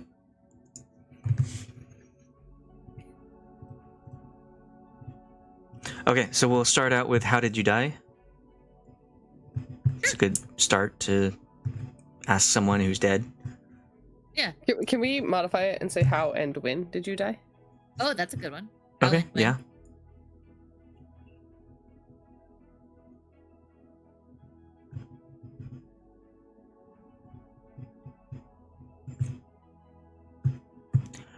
Well, I mean, you don't know if their name's changed. You just know them as Kyla and Dewdrop.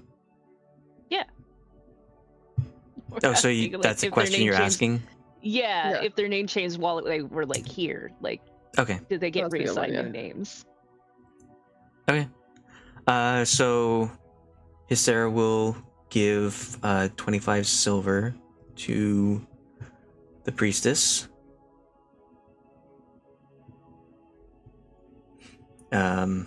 And she will take out some. Oh my god! Take out some incense from her satchel, light it on the candelabra that she has, and cast Speak with Dead. She'll press up her hand with the incense against the nameplate and cast the spell.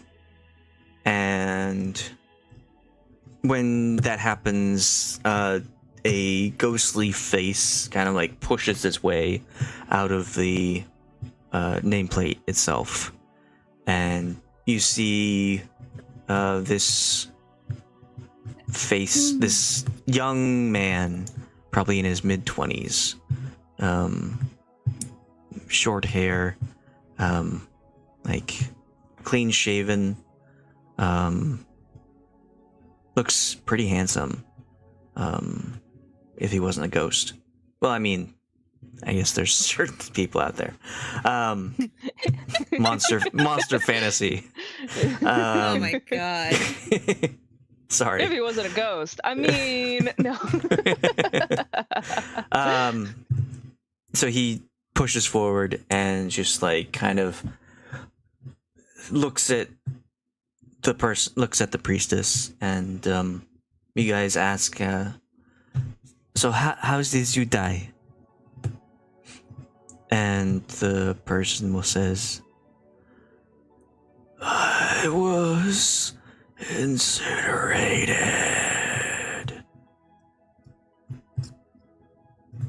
And the priestess will look at you, or look at the group. Did you not ask when? Oh, when? Well, when Or and is how? and when would that be? That's two separate questions, even though it's in the same sentence. So the guy would say, I died. Well, it's really hard because would a ghost know? I don't know when the current date is. No, but They would know the date Date that they they died. died. Oh, that's true. Like what year they died. Like, Well- I died on a Tuesday. Okay. I'm bad with dates. What is today's date?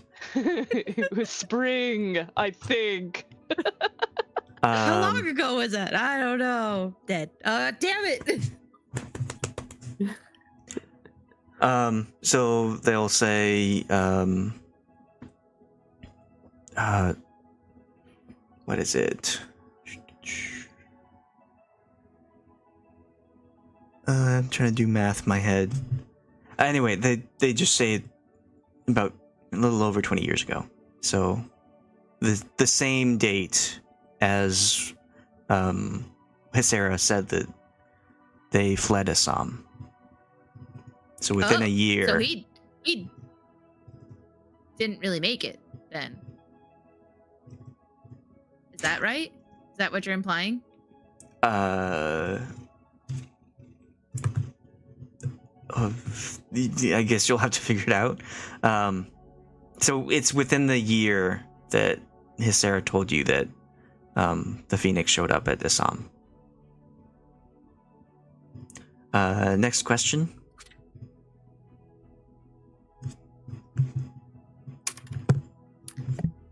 Do you want to go with the when were Kyla and Dewdrop from Assam last seen? by him? Probably, because I don't think he would know if their names changed if he died within the year. Yeah. Mm-hmm. Okay. He responds with, I left them at the orphanage with Havenloft.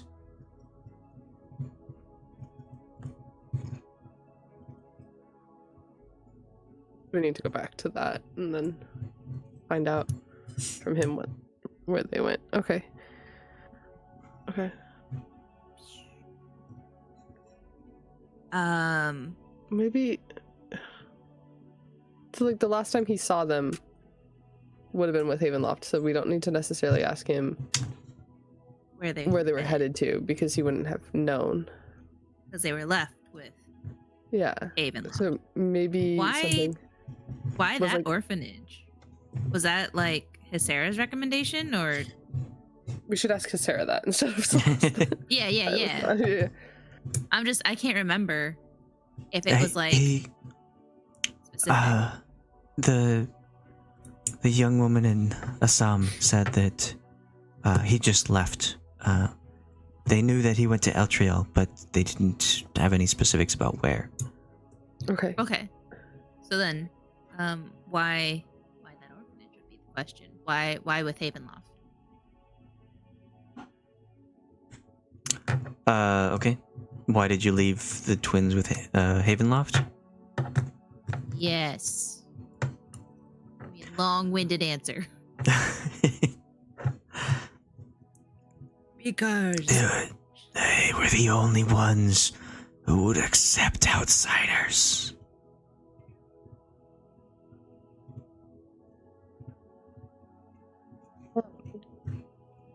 Should we maybe ask like if there was someone after him, or if he just like did he come to Elturel? I can't say the name of the place, but did he come here with the purpose of dropping them at an orphanage, or did he come here and then like something happened and he left them at an orphanage? You know? Really matter at this point? Well, if someone was after them, that's we important. could ask,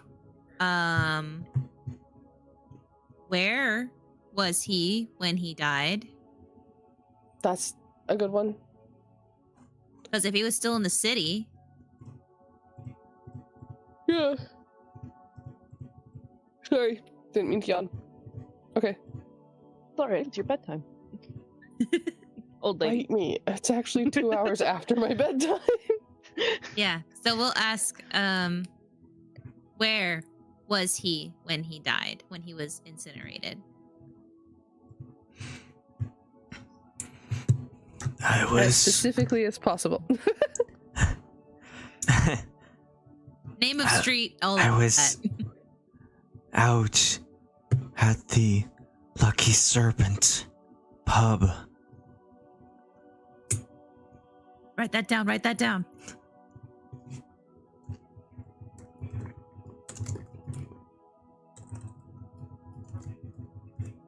No, but like, was he in the pub, or was he outside of the pub? Is that your fifth question? No, Okay. just this guy. This guy. Oh, what's our fifth question, guys? How'd you die? Where'd the baby twins last seen? Why Havenloft? Where specifically did you die? What's our last question?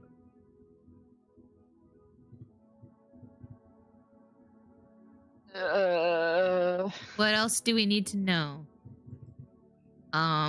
Do we want to ask if Havenloft can be, is Havenloft trustworthy, or? Well, I don't think that he would have left the babies with him if he wasn't. That's true. I'm... That's the question. Does Sarah have a question she wants to ask? These are her babies. Yeah.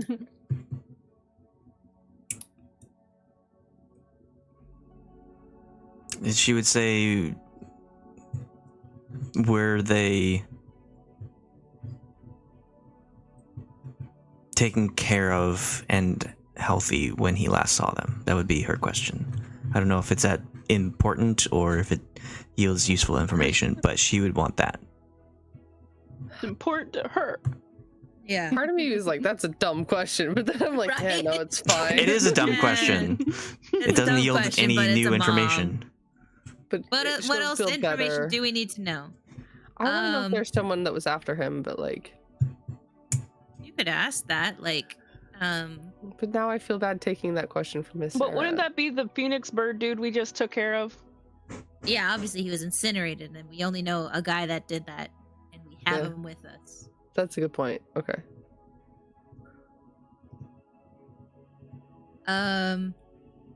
What else would As- this guy know? As you're kind of like considering the next question, the priestess will turn to you and say, if you do not get all the information that you need, you can come back in 10 days and we can repeat the ritual to ask 5 more questions.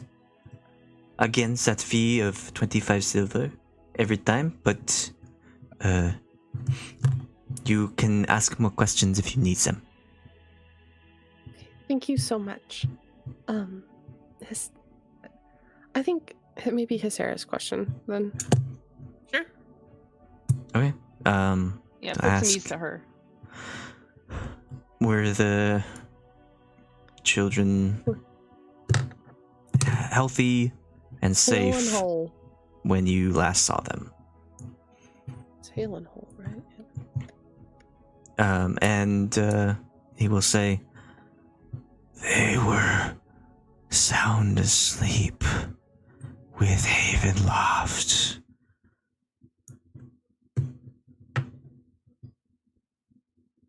Awesome. Cool. Great. So we're going back to the orphanage next. Yep. Okay.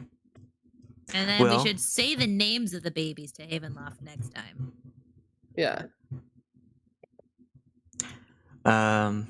Yeah, so we will end it there now that you have some helpful information in getting this side quest over. Woo.